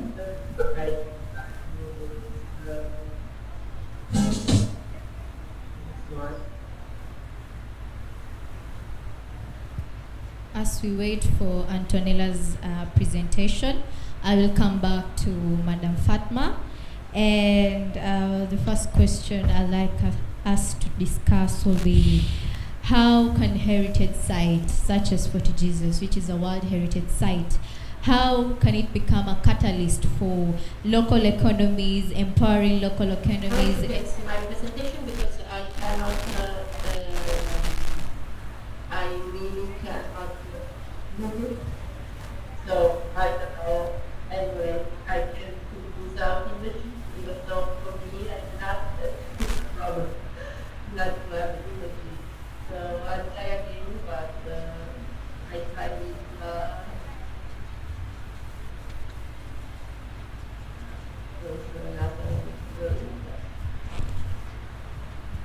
no, it's not possible. I don't know why. If somebody You can briefly explain about the presentation. yes, I can. I'm part of it. Like images. It's really amazing. Not really. The media Can you see team? something or not?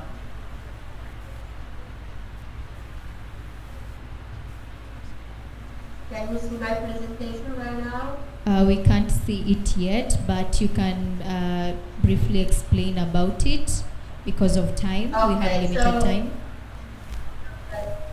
I would like to speak about everything as infrastructure. So the culture as an agent of sustainable transformation. Usually, we think that urban transformation is a layered continuum. We used to think that we have a past, a present, and a future. But what I think the Metropolis Society is trying to figure out with the idea that heritage is not in the past, but there is a dynamic continuum to the planning by connecting memory with future-oriented design. So what we know, and in Africa in particular, we can understand that the city's identity evolves across time, and that the future heritage becomes a category for proactive, spatial, and cultural preservation. And that is the reason why the slogan of the Metropolis Society is Metropolis as heritage. So what do we leave to the next generation?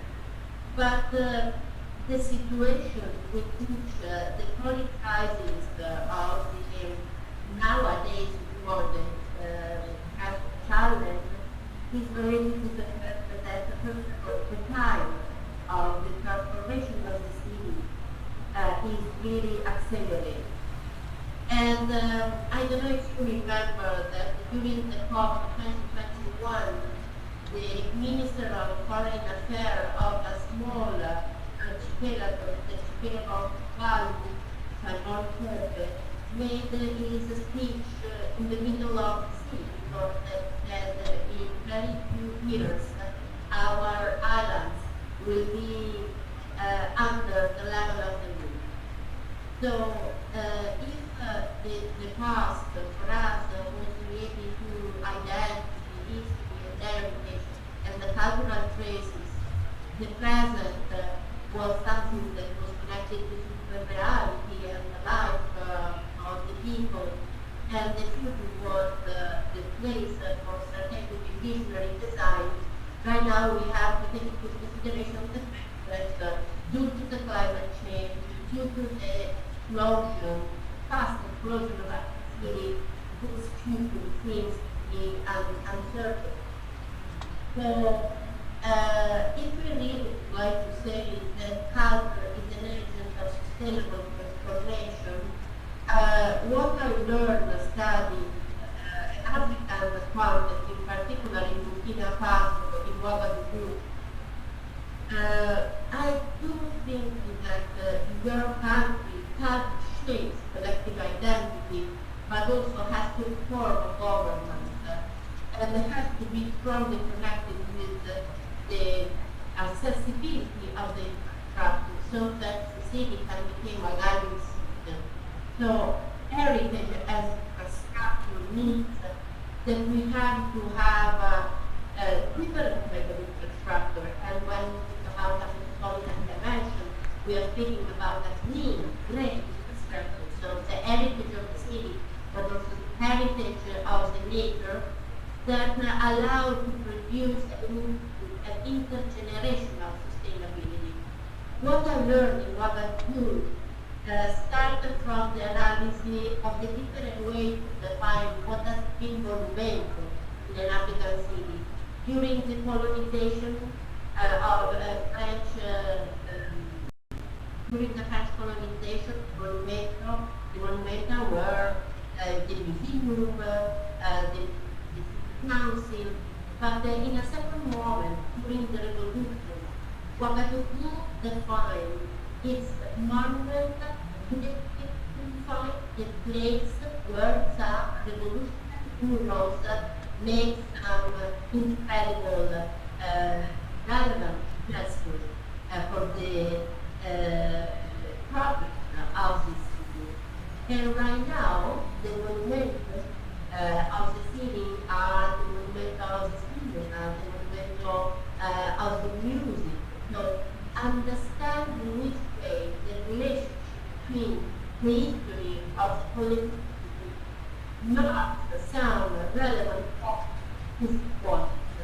But the tension of the Grand Buddha define a series of small centrality in the informal settlement that needed to be connected by green and gray infrastructure right now. So what is important that identify inside the city fabric that what points into the city to mark, to pin the image of the heritage of the city, identifying their long-lasting relationship with the inhabitants, with their memory, but also with the history of the city. Try to define a new between urban and rural behavior of them.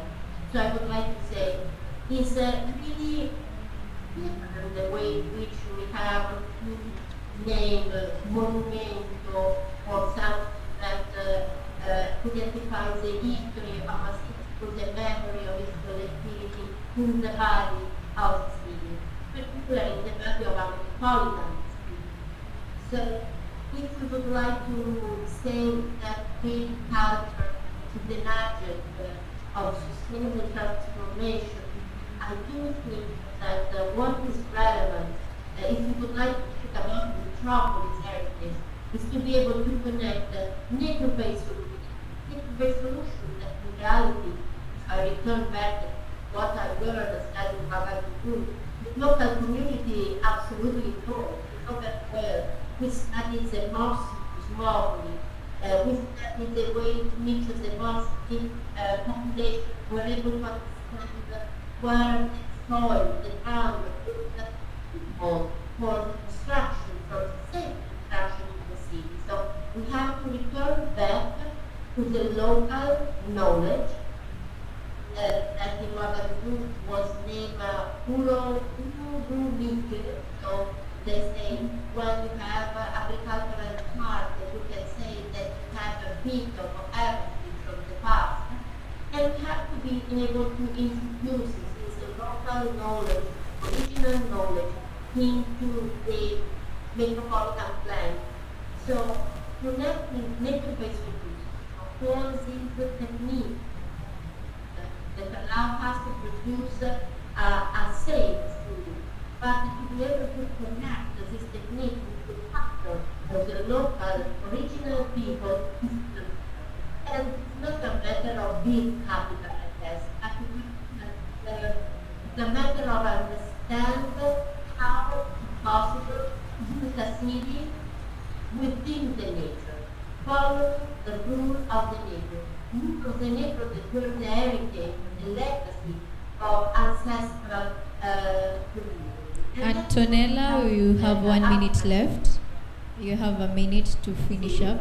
So, in Ouagadougou, it's a very sad, I cannot show my images. There is a system of green infrastructure, a series of barrages connected by canals. And our question was to identify the infrastructure, and in this case, were exactly the barrage of the canal, that allow us to plan a city further for quality of the city and the formal and new business can work together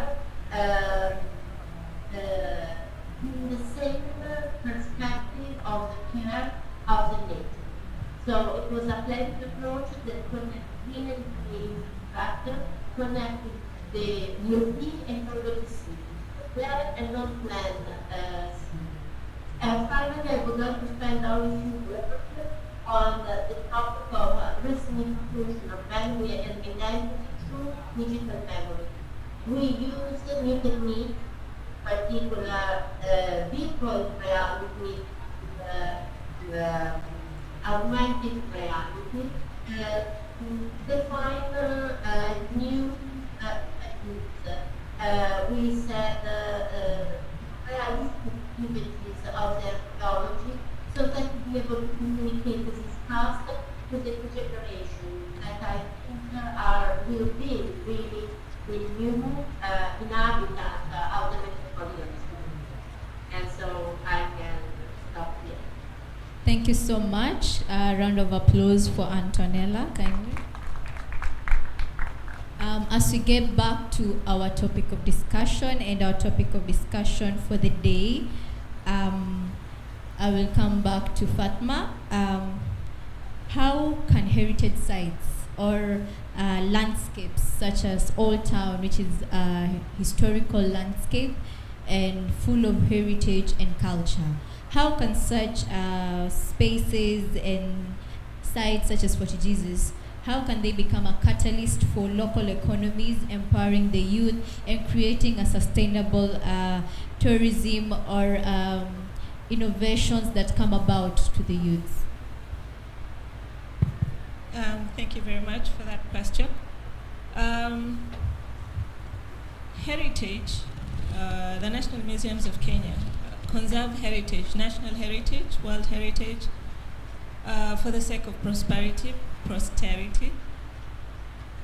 so that we can learn from it and so that we can use it towards sustaining into the future. How do we do this? Number one, we embrace indigenous knowledge. That means we learn from what the people in the past have to say and see how that kind of knowledge can inspire creativity amongst the youth. Would heritage, for example, the building of For Jesus, would it inspire you towards art, creating some sort of clothing or material that is that would sell to the tourist? Would it inspire you to compose a kind of music that is passionate within you? So heritage, the presence of heritage supports creativity in inspiring the youth towards any innovations that they can come up with. Aside from that, spaces within the whole town, spaces within For Jesus, we create these spaces not just for ourselves, but for the community to use. So we allow for these spaces for people to showcase their creativity through, we have temporary exhibitions, we have spaces for performances, we have spaces in which, for example, currently at For Jesus, there's some youth who are permanently based there. They create merchandise that they sell to every other tourist that comes into For Jesus. So they're getting an economy out of selling something that will be marketing For Jesus. So it's a win-win for everybody. So it's a showcasing opportunity. For Jesus receives up to 50,000 tourists in a high traffic month. So this is a chance for which, when you're showcasing your product, you're able to sell and take advantage of that traffic. Another thing that Heritage can also do is it can partner with the youth or with creatives in terms of creating solutions that are both a benefit to both parties. As the earlier speaker talked about augmented reality or using technology in interpretation, using heritage to inspire the formation of games or other aspects. These are things that are something that we need as heritage conservators, so that we are trying to protect heritage, but to teach it in a way that is exciting to the youth. So it becomes a partnership in which these heritage spaces can both become a tool for educating, but at the same time creating something exciting which the tool can the youth can interact with. Thank you. The topic of the day is heritage and historic urban landscape. And to Nation, how can cities, you're an urban planner, so how can cities integrate heritage into urban planning and development frameworks? How do we bridge that? Thank you. First of all, good afternoon once more. By show of hands, how many were here the last session of Pwani Innovation Week for the heritage discussion? How many were here? So we have new faces, right? And we are trying to understand what this animal historical urban landscape is all about. Just as a summary, it's mostly to do with what we visualize within our cities that is profound. By profound, we mean what are the things that once you go to a certain place, you have to see series of patterns or replication of the same, or something that is maintained well within that area. And as the question was addressed to me, how urban planning is able to bridge that gap of ensuring that we look at how heritage can be say reinforced in our planning procedures. The use of communities. The use of communities is one of the most foremost and important tools that we need to use, because communities, as Madam has said, heritage invokes emotions. And when something invokes emotions, we usually have people expressing those emotions using creative ways. For us all who have been brought up in Mombasa, you remember that song we used to sing? And you might help me, yeah? We used to sing, Ukuti, Ukuti. Ukuti, Ukuti. It's because we used to see minazi, right? Around Mombasa. That's part of our heritage. And then once we see that, we go and now create songs. We create poems that relate to such elements. And that's how heritage is supposed to be propagated, and using participatory elements and participatory methods, where when we make plans, we are able to consult the community. And you come and tell us that, you see, for this area, we used to do, let's say, fishing. If you want to, I'm sorry, is my mic audible? Yeah, so if you want to do develop.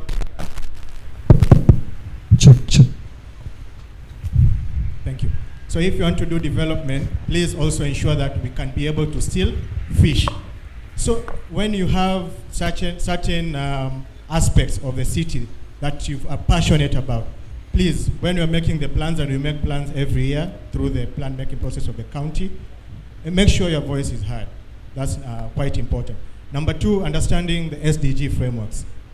If you check out the SDG, especially the one that is common within the urban sphere, SDG 11, of sustainable cities and communities, how how Mombasa as a city or how Mombasa as an urban area was able to progress over time. All that, if you check the SDG and you look at how mababu walikuwa wanaishi, how our ancestors used to live, they were actually implementing all those SDGs because they will not go and infringe into environmental sensitive areas. They will build settlements that were farther away from such areas. So it's about understanding that framework.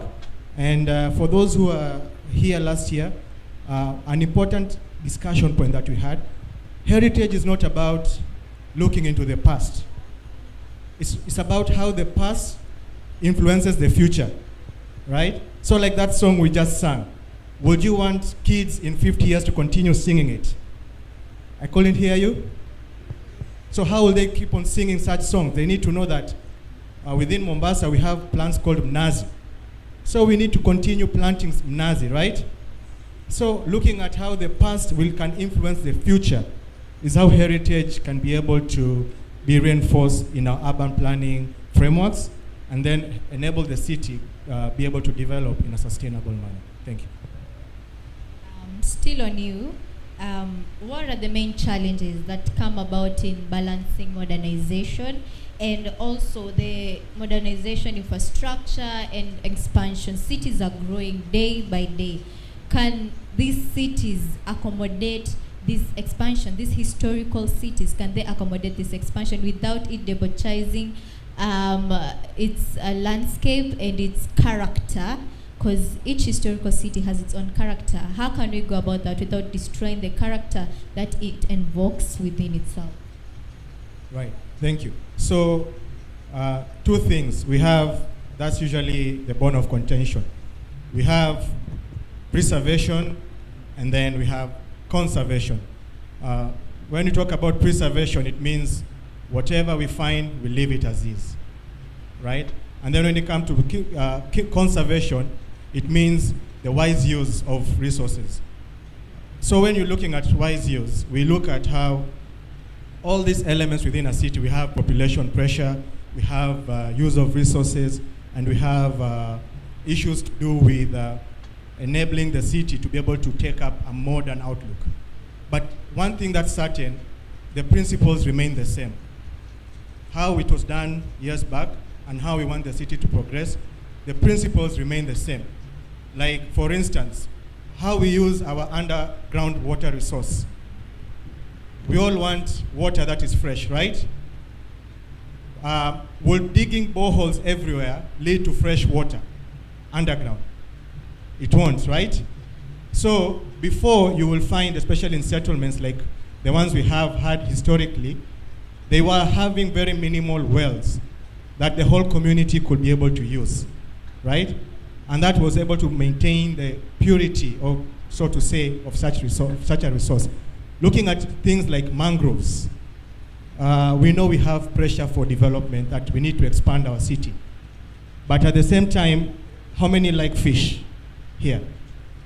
Prawns, lobster. So if we cut mangroves, where will you get all those, right? So it's about balancing the wise use of resources. We want to develop, but at the same time, do we still want to have biodiversity within our cities? And then we weigh those elements. More often than not, the natural capital will always outweigh the man-made, say, needs and wants at the moment.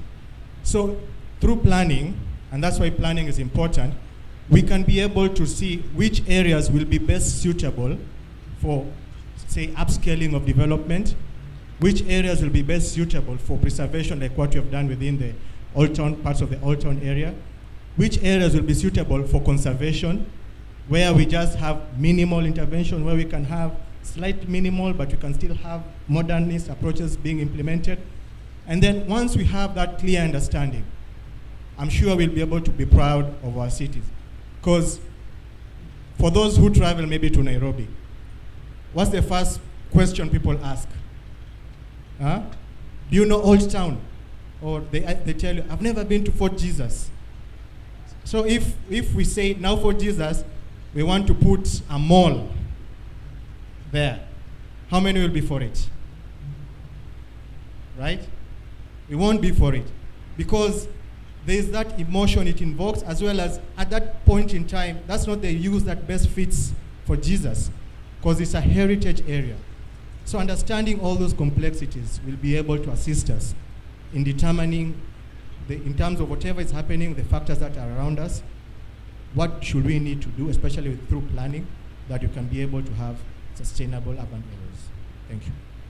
Thank you so much, Abdurrahman. So we've seen spaces, youth spaces such as Swahili Pot Hub.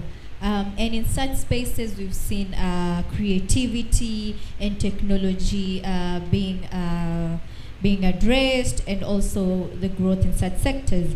But how do such hubs, I will use the example of Swahili Pot. There are so many hubs in the coastal region, but I will use one that is here at our doorstep. So how do such hubs drive sustainable development in coastal cities? Thank you so much for that. And I'm glad Madam Fatma has also talked about the many efforts that For Jesus is doing to have youth participate more, and even be included in activities that are happening around For Jesus. And I remember a case study was I think was it last year or early this year, when we did the Bahari Huru Festival with Chukua Arts. And the beauty of that was how the stage of the play was moving. So we're moving from one side of For Jesus to the other. So whether we like it or not, we're still interacting with a heritage site. And I think that was a perfect example of how young people and arts and creatives can also be engaged in historical sites. As far as hubs like Swahili Pot Hub Foundation go, it points to what one of the points that Antonella mentioned, about inclusion and participation. For a long time, and this is something that I've learned during my duration, sort of like 2.5, 3 years at Swahili Pot Hub Foundation, is that there's a huge divide between youth and heritage. And for so many reasons, young people feel that heritage only exists within the realms of scholarship and academia.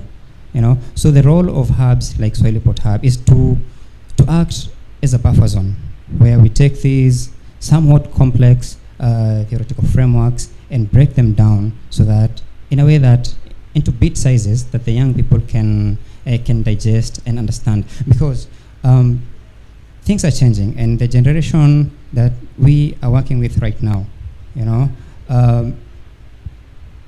they're not going to read an entire document of the UNESCO declaration, but they will understand a very short reel, 3 minutes, 4 minutes, on what heritage is.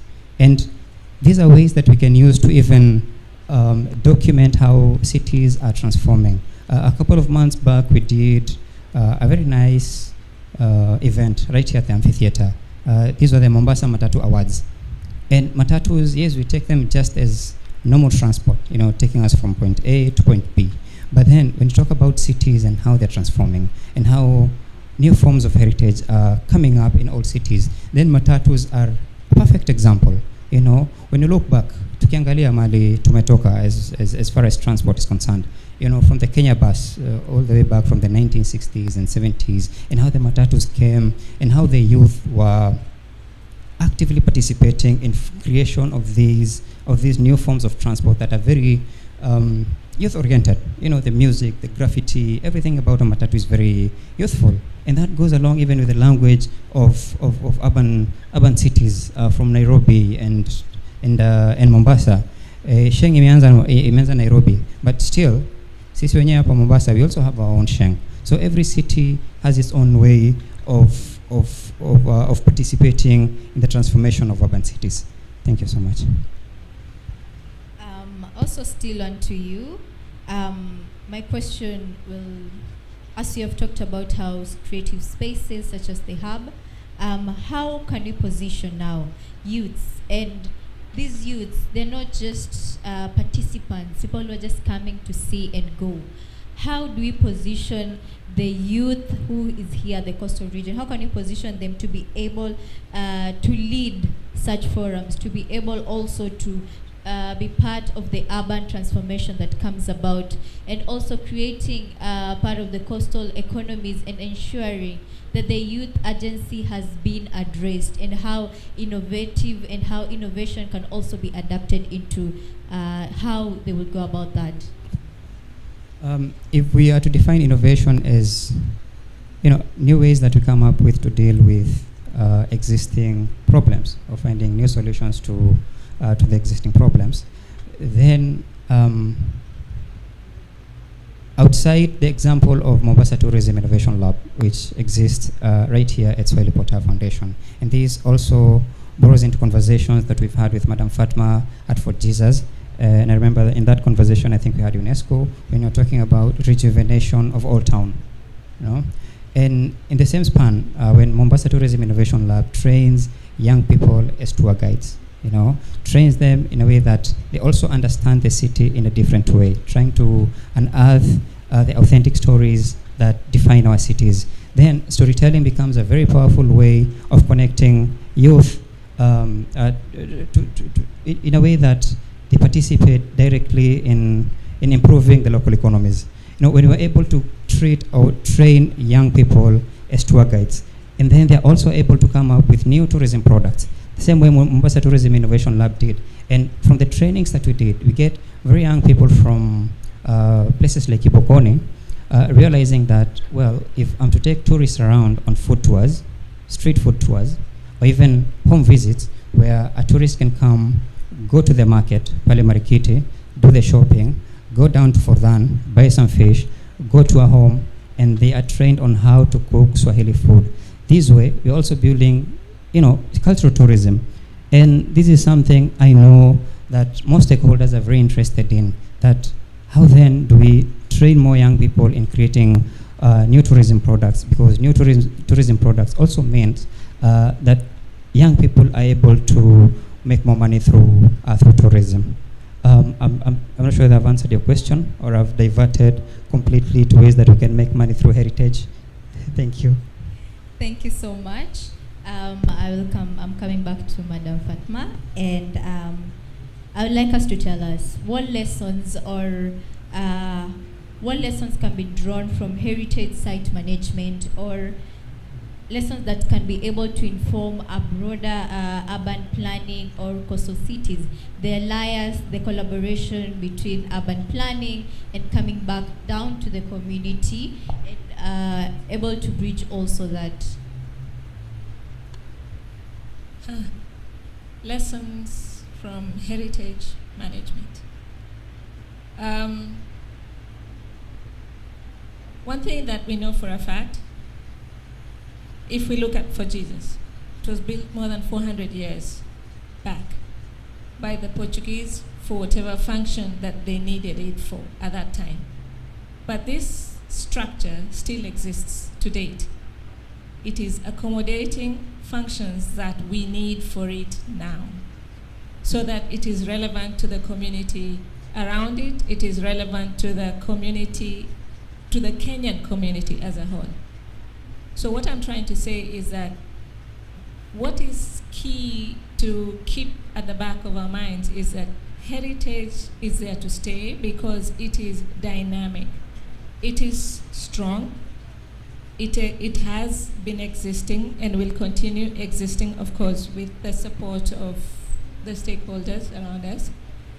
It's dynamic in its ability to accommodate change.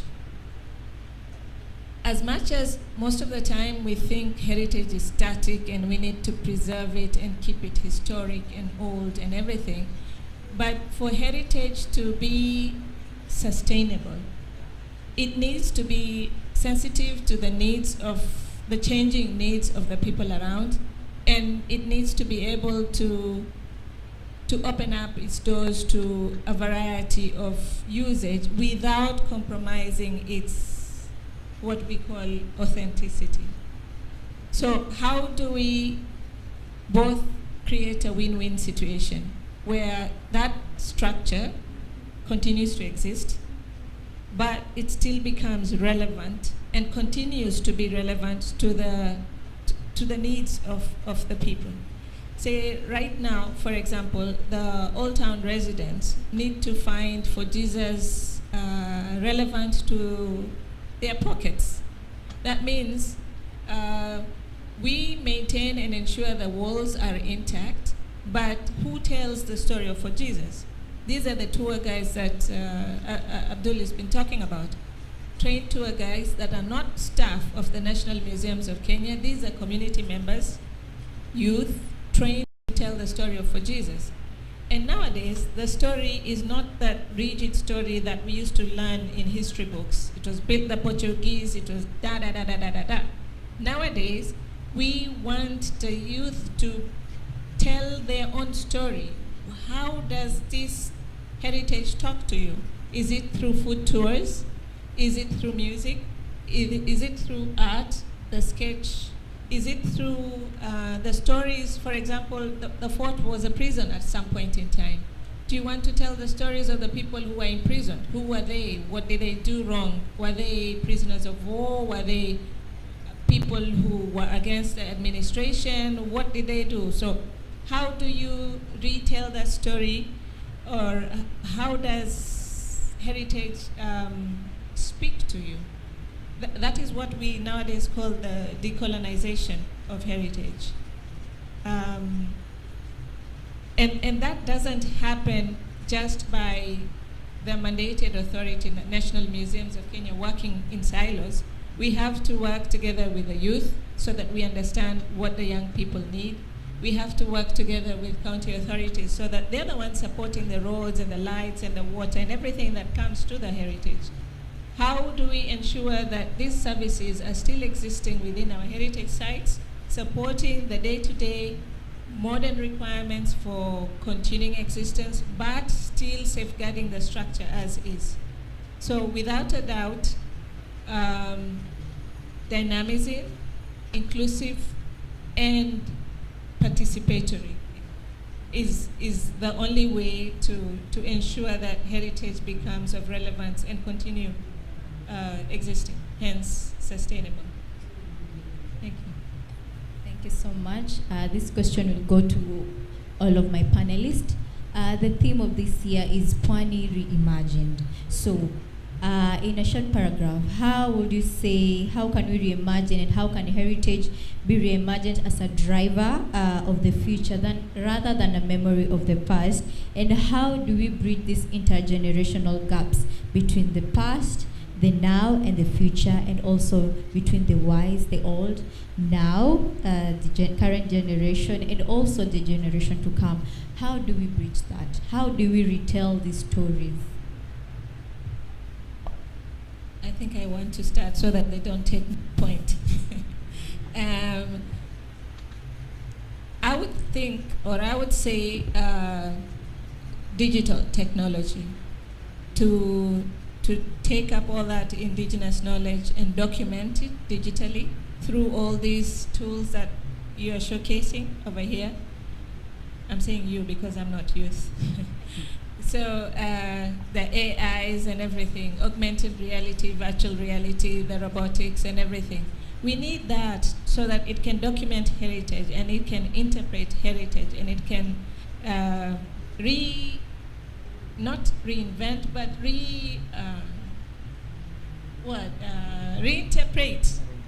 reinterpret heritage so that it is exciting to the current user. Right now the current user is into AI.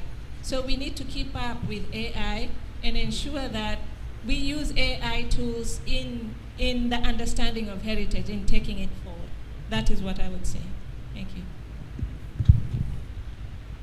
Now I understand why Madam Fatma took, because I'm sure most of us would have gone the same way, AI and VR. For me, I think we have to be more intentional in intergenerational knowledge transfer. In the morning when we were talking, the keynotes that we had in the morning, I quoted an example of Mahmoud Abbas. Mahmoud Abbas was a former Kenya Harambee Stars goalkeeper, born and raised in Mombasa.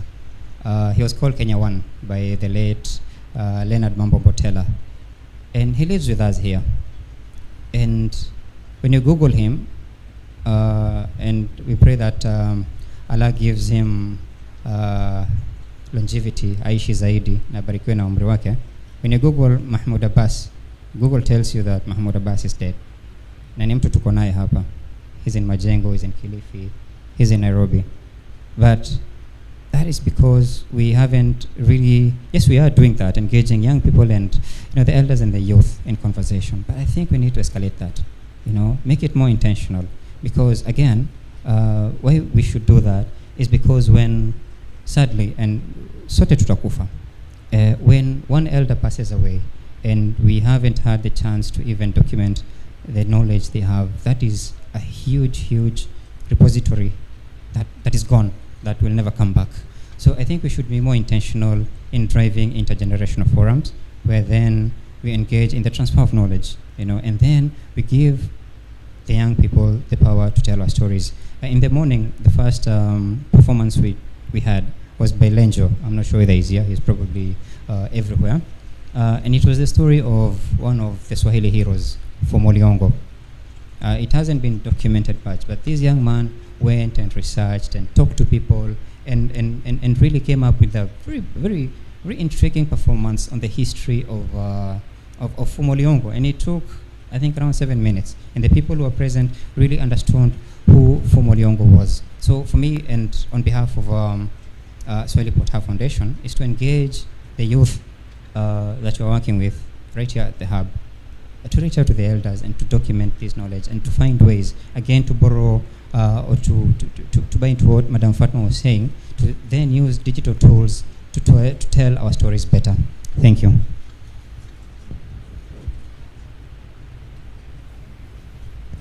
Well, thank you. I think one thing that's clear is how do we build the body of knowledge that captures heritage? Because heritage is around us, that's for sure. How can we be able to explain certain elements of heritage using simple terms, but that can be replicated in any forum that you might be able to go to, and it's actually going to make scientific sense? That's the first critical thing I feel that we need to have and embrace. So research, understanding what Madam Fatma and Abdurrahman have been saying. We need to know of who did what, who did where, of, let's say, the events that shaped monuments like for Jesus, not just having it being built, but the function that it served. It used to be a prison and it cascaded to other forms from there. And then if we understand that bit, we can be able to move to the next bit, and that is how we communicate. I remember back in the day, I come to For Jesus, maybe through the school. The next thing I'm required is to write a composition of my day at Fort Jesus, right? But nowadays, now you take your small sister, brother, niece, nephew to For Jesus. They'll be vlogging from the moment you go in until you come out, and telling it as how they have interpreted it. So the medium is changing how these things are communicated. And that's why we look at issues like AI, issues to do with social media. But we must ensure that whatever they're communicating is actually something that can be presented in other forums to be factual. So how do we pass that information? Just giving practical examples and then ensuring that we have resources that they can be able to plug into. Once we do that, I think as part of the heritage discourse, we'll be able to transit from looking at heritage as this monolith, like something that's, steeped in the past, but looking at something that's now progressive. Yeah. Thank you so much. So many youths keep asking, where are such spaces? Where do we learn from these spaces? There's so many spaces that have been mentioned. There is Jukwaa Arts, there is Swahili Port Hub Foundation, there is the Mombasa Tourism Innovation Hub, Abdulrahman had mentioned Azania Digital Heritage. You'll briefly explain what that is. And also there is the Kenya Youth Heritage Hub, and there is a Mombasa chapter. There is the Nairobi chapter, Mombasa chapter, and there is the Lamu chapter. Madam Fatma will briefly explain what the Kenya Youth Heritage Hub also is about, because the question is, yes, I'm very interested in heritage, but where do I go? Where do I learn? And in these spaces, as you've been told, heritage has been reimagined. The story is now different. How we bring it about, it's not books, research, and going to a history class and learning that, oh, Fort Jesus was built in this year, and then the Portuguese did this, Del Mazurui did this. The stories are now being told through arts, through poetry, through dramatization. So these spaces, I would like Fatma and Abdul Rahman to explain briefly in the spaces that they are in, how do they go about that, and what do they provide, or what are the key learnings that people are learning through such spaces? All right, sorry for interrupting. I think before we go on, Antonella has raised the hand online, so probably we can have her say something. Media, can we? As we are waiting for media to broadcast it, Madam Fatma, you can start. The Kenya Youth Heritage Hub, Mombasa chapter. Unlike the other hubs in Lamu, Nairobi, and there's one in Turkana, Marsabit, the one in Mombasa is not in one station. We decided that for us to be inclusive, we need to break it down into different age groups. So at For Jesus, with our education department, we deal with, should I say, under 18. So these are school groups. We have established heritage clubs in a few of the schools, and we try and bring them to different heritage sites and see what inspires them, either to write or art or something that they can get out of it. So this is linking up a different age group of youth towards something that they see in common. At a different, at a higher age group, we have now handed over that task to Swahili Port, working together with KETI, Kenya Heritage Training Institute, where now we are injecting aspects of heritage, like crafts, dressmaking, or other sorts of crafts, and how these crafts can now be integrated into one's livelihood, so that now you're able to make a living out of it, and the entrepreneurship bit. So you are injecting heritage into someone's thought process, so that then, as Swahili Port is known for, it becomes an incubation for them to create something that they can earn a living. And part of that, which is also unique to our chapter, is the underwater archaeology. I'm not sure whether many of you know, we have 2 shipwrecks right outside this wall where we're seated in the water. So one is wooden and one is metallic, San Antonio in Sussex, one as old as during the Portuguese time, and it's a resource. So one section of the Mombasa chapter focuses on underwater tourism. We are still in the process of developing it. There is, of course, a high safety and training requirement for you to be able to be certified to go down underwater and enjoy what's there. So what we're trying to do in the meantime is see how we can document what is down there and bring it up for the people to be able to, say, have a virtual tour of that shipwreck or something to that effect. So this is still in the pipeline. We are partnering with the team so that we can create products that will sustain the youth and also improve our interpretation of the artifacts or heritage that we have around here. Yes, I think that's all I can say for Kenya Youth Heritage Hub, unless I've forgotten something. I will stop you for a minute and connect to Antonella. Can you hear us? I can hear you. Can you hear me? Yes, we can hear you. Anya Rea, I think that the key word that really is relevant today is that idea of how it's possible to decolonize history. And but I have a problem regarding this concept that is super important. The point is that why we need this term, which is the reason why we are in Africa we are thinking about heritage. It seems to me that to speak about the history and heritage, we have to come back to the colonial time. But nobody speaks about which was the knowledge of the Swahili, of the Mosque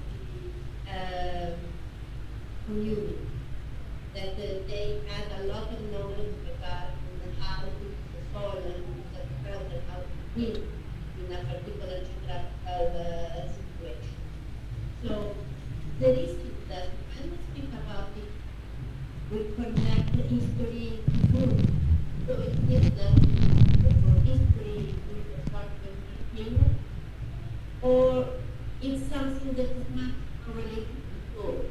My experience with young generation is that they need a meaning. So they need a soul. They need to understand why we have to return back about heritage, which is intention, which is the constant idea that we have to put forward. It's an idea of a new idea of Kenya, a new history, a new idea of their position as African youth people in the global society. What are they bringing to my European and Western students? So I think that a symbolical trend has to be introduced into our discourse. Not only, and probably that is also a critique regarding the series of target indicators that the SDGs are bringing out. I really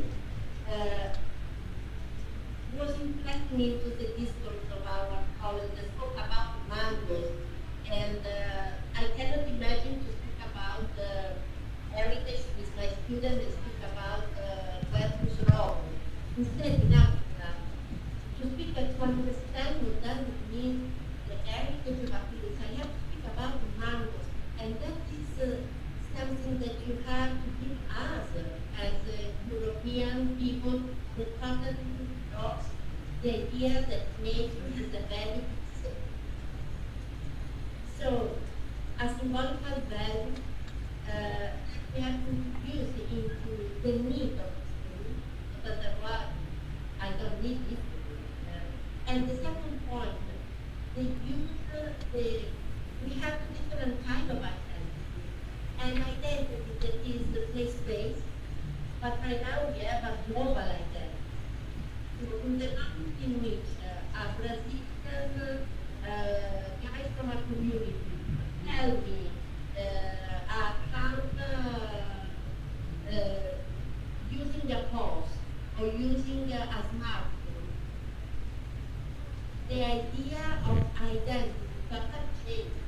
So how we can connect together the idea related to a rituality that is typical of Africa, and another rituality that is the identity that instead is connected to the new technology. Probably is exactly from Africa that we can catch an answer. Because Swahili thought per se means both the capability to be rooted in the Mombasa culture, the music, the young people that live in a certain way, but from the other side, the Swahili music arrived to us. And these two identities that to me are related to a ritual, the rituality, the Calvary Bible makes, from that it becomes an identity for young people all over the world, something that we have to take into consideration when we speak about heritage. In particular, when we speak about heritage, that is not our way to speak about the heritage. Heritage for me was a methodology and a way to look the reality stuff from the past. But which kind of past? Is it colonial past? Is the perspective from which you are teaching the church to get? Is it Swahili past? Probably, right? Thank you so much. Thank you so much. So let's keep in mind the different hubs and spaces that we can grow as emerging heritage enthusiasts, either professionally, out of curiosity, or out of just sheer learning. And some of the end notes that we have gathered from this panel discussion is more on SDG 11, how the past influences the future, bridging intergenerational gaps, the technological gap in the heritage space, and retelling the story, redefining history and heritage, decolonization of heritage, and also cultural identities. So we'll have one last statement from our panelists, just an end quote from each of our panelists as we close this session. We'll start from Nation, coming towards.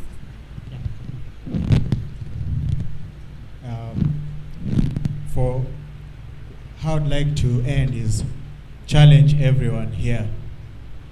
There are things that have, say, immense emotional value or immense, we can say, identity across the different people who live within Mombasa. So it has to be mass, it has to cut across different people. Otherwise, you will just be promoting something that's your own. But if you find something that most people identify with and it cuts across Mombasa, and people have been able to identify that with Mombasa, please be the champion that ensures that thing continues even before, after long you are gone, because we are here now, we might do what we are doing, but at the end of the day, Mombasa will still continue to exist. And the outlook that, what things that we do now will shape the outlook that Mombasa will have. So I encourage all of us to look at heritage, not as something that is boring, not as something that, you know, it's just something that we need to go to for Jesus, even just at your home. Yeah, if you had, let's say, like a flower that you use to identify with your homestead, and you're finding that that flower is slowly not being cultivated, you can still go ahead and start recultivating that flower so that it still carries on the identity that cuts across Mombasa and people are able to identify with. So as a person, just start and then people will catch up. Thank you. We're supposed to be closing up. My parting shot first is to express my gratitude to Heritopolis Society for allowing us to do this session and for participating in it. Antonella and Lifan, who've joined us online, and also the president of Heritopolis Secretariat, Professor Mike Tana, who's been listening. And one thing about Professor Mike Tana, he is a lifetime member of Swahili Potter Foundation. And my parting shot would be, and this again is to borrow from what Professor Mike Tana talked about in last year's session, that let us blur the lines between traditional and modern heritage, and remember that heritage has at its very core people. Thank you. See the problem of speaking last now. There's very little left to say. Parting shot. Heritage defines identity. But identity is accommodating and inclusive. Sleep on that. Thank you. Thank you so much. A round of applause for my panelists. Louder, louder, louder. So thank you so much. I will end this session with one statement. Pwani Reimagine, Youth Agency, Innovation and Sustainability of Coastal Economies. So think of that gap, imagine through it, innovate through it, and maintain a sustainability through it. In case there's any question, I can just give 5 minutes.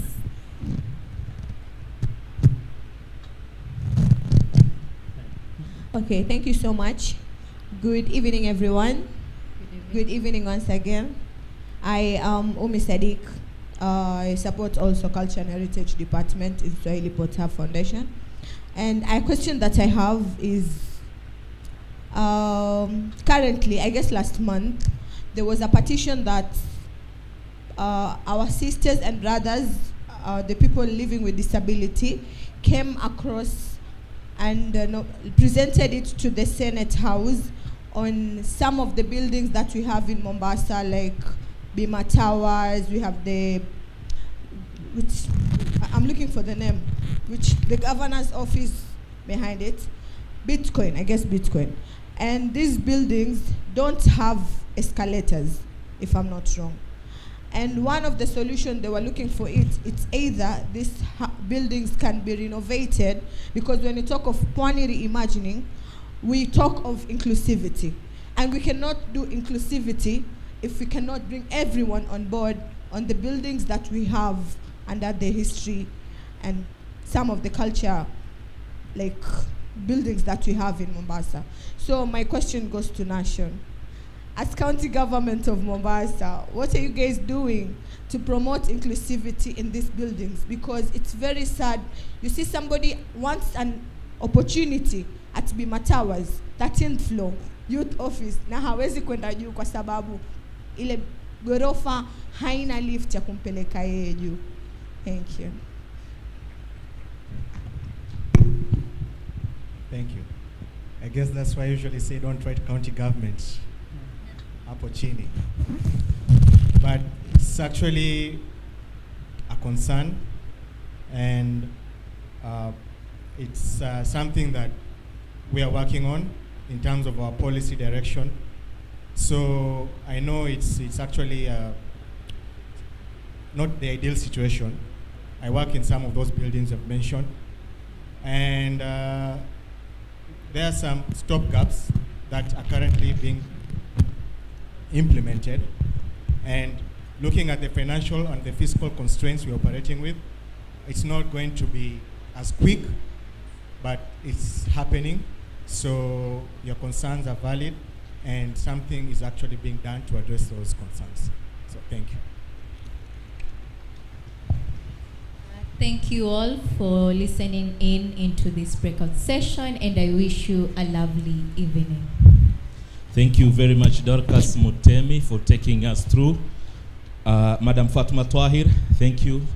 Abdurrahman Degwa and Nation Njoroge from Mombasa County. And from here now, this is the end of this session. Thank you so much for everyone, from everyone who was here and those who are listening. We really appreciate.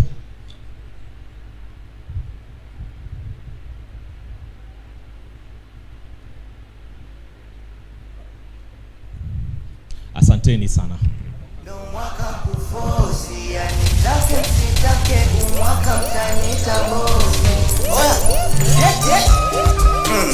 Swahili Box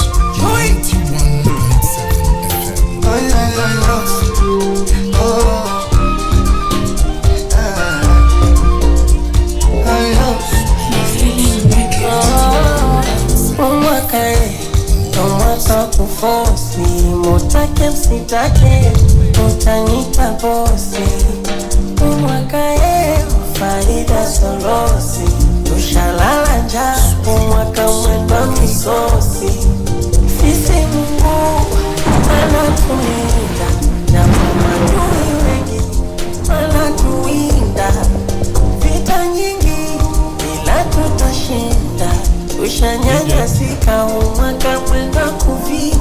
DJ. Nadhani tumemaliza kikao cha leo. Some important announcements that we are supposed to be here very early in the morning tomorrow. We have other sessions, and also we are going to have special guests tomorrow. Apart from that, I'm informed that Cardiac is around. It's time for entertainment and activation of truly Kenyan app. If I'm not wrong, Cardiac. Yeah, karibu sana. Cardiac is here, and after that followed by entertainment. Kindly asanteni sana, na tutakutana tena kesho. On behalf of my colleagues, tutakuwa hapa asubuhi. Cardiac.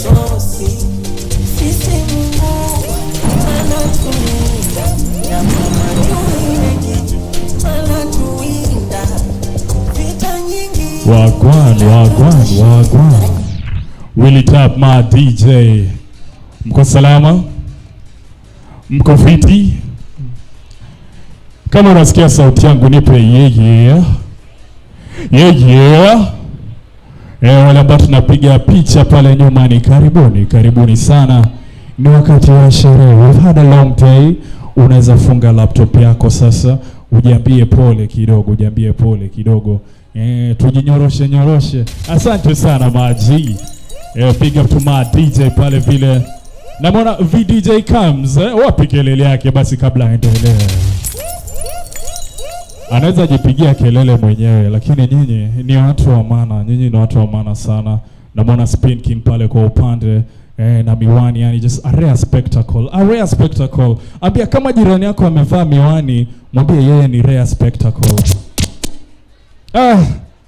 Yeye imekupita, usijali, makosa si yako. Umeshiba sana, but kindly spare some room, yani you need to stomach these puns. Sindio Numinous? Karibu. Wajua yeye ndo chialedi maana anaitwa Numinous Kitty. My DJ, jitambulishe. Let me talk about waka. This is Nufla Delegate Dance Solution, Dance of Transition. Usiogope kusimama. Yani dufla. Wanasema nimesota, misina do. Mara niko wash na osha do. Wacha kuspread hizo rumors. Master Hot. Ati gari yangu ni alone. Mara nimewekwa na sponyo. Wacha kuspread hizo rumors.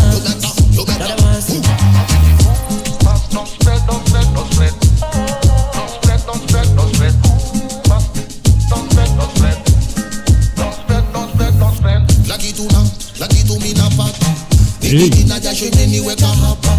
Ninikufa na nakula bata. Wenye wivu wajinyonge wakitaka. Wanababaika sana wakiona vile Mungu DJ really top. Kama umeketi unafaa utumie MC shilingi 10, yani kama umeketi. Lakini kama unataka kumtumia unasimama tu rahisi yani. How many people want to stand on business?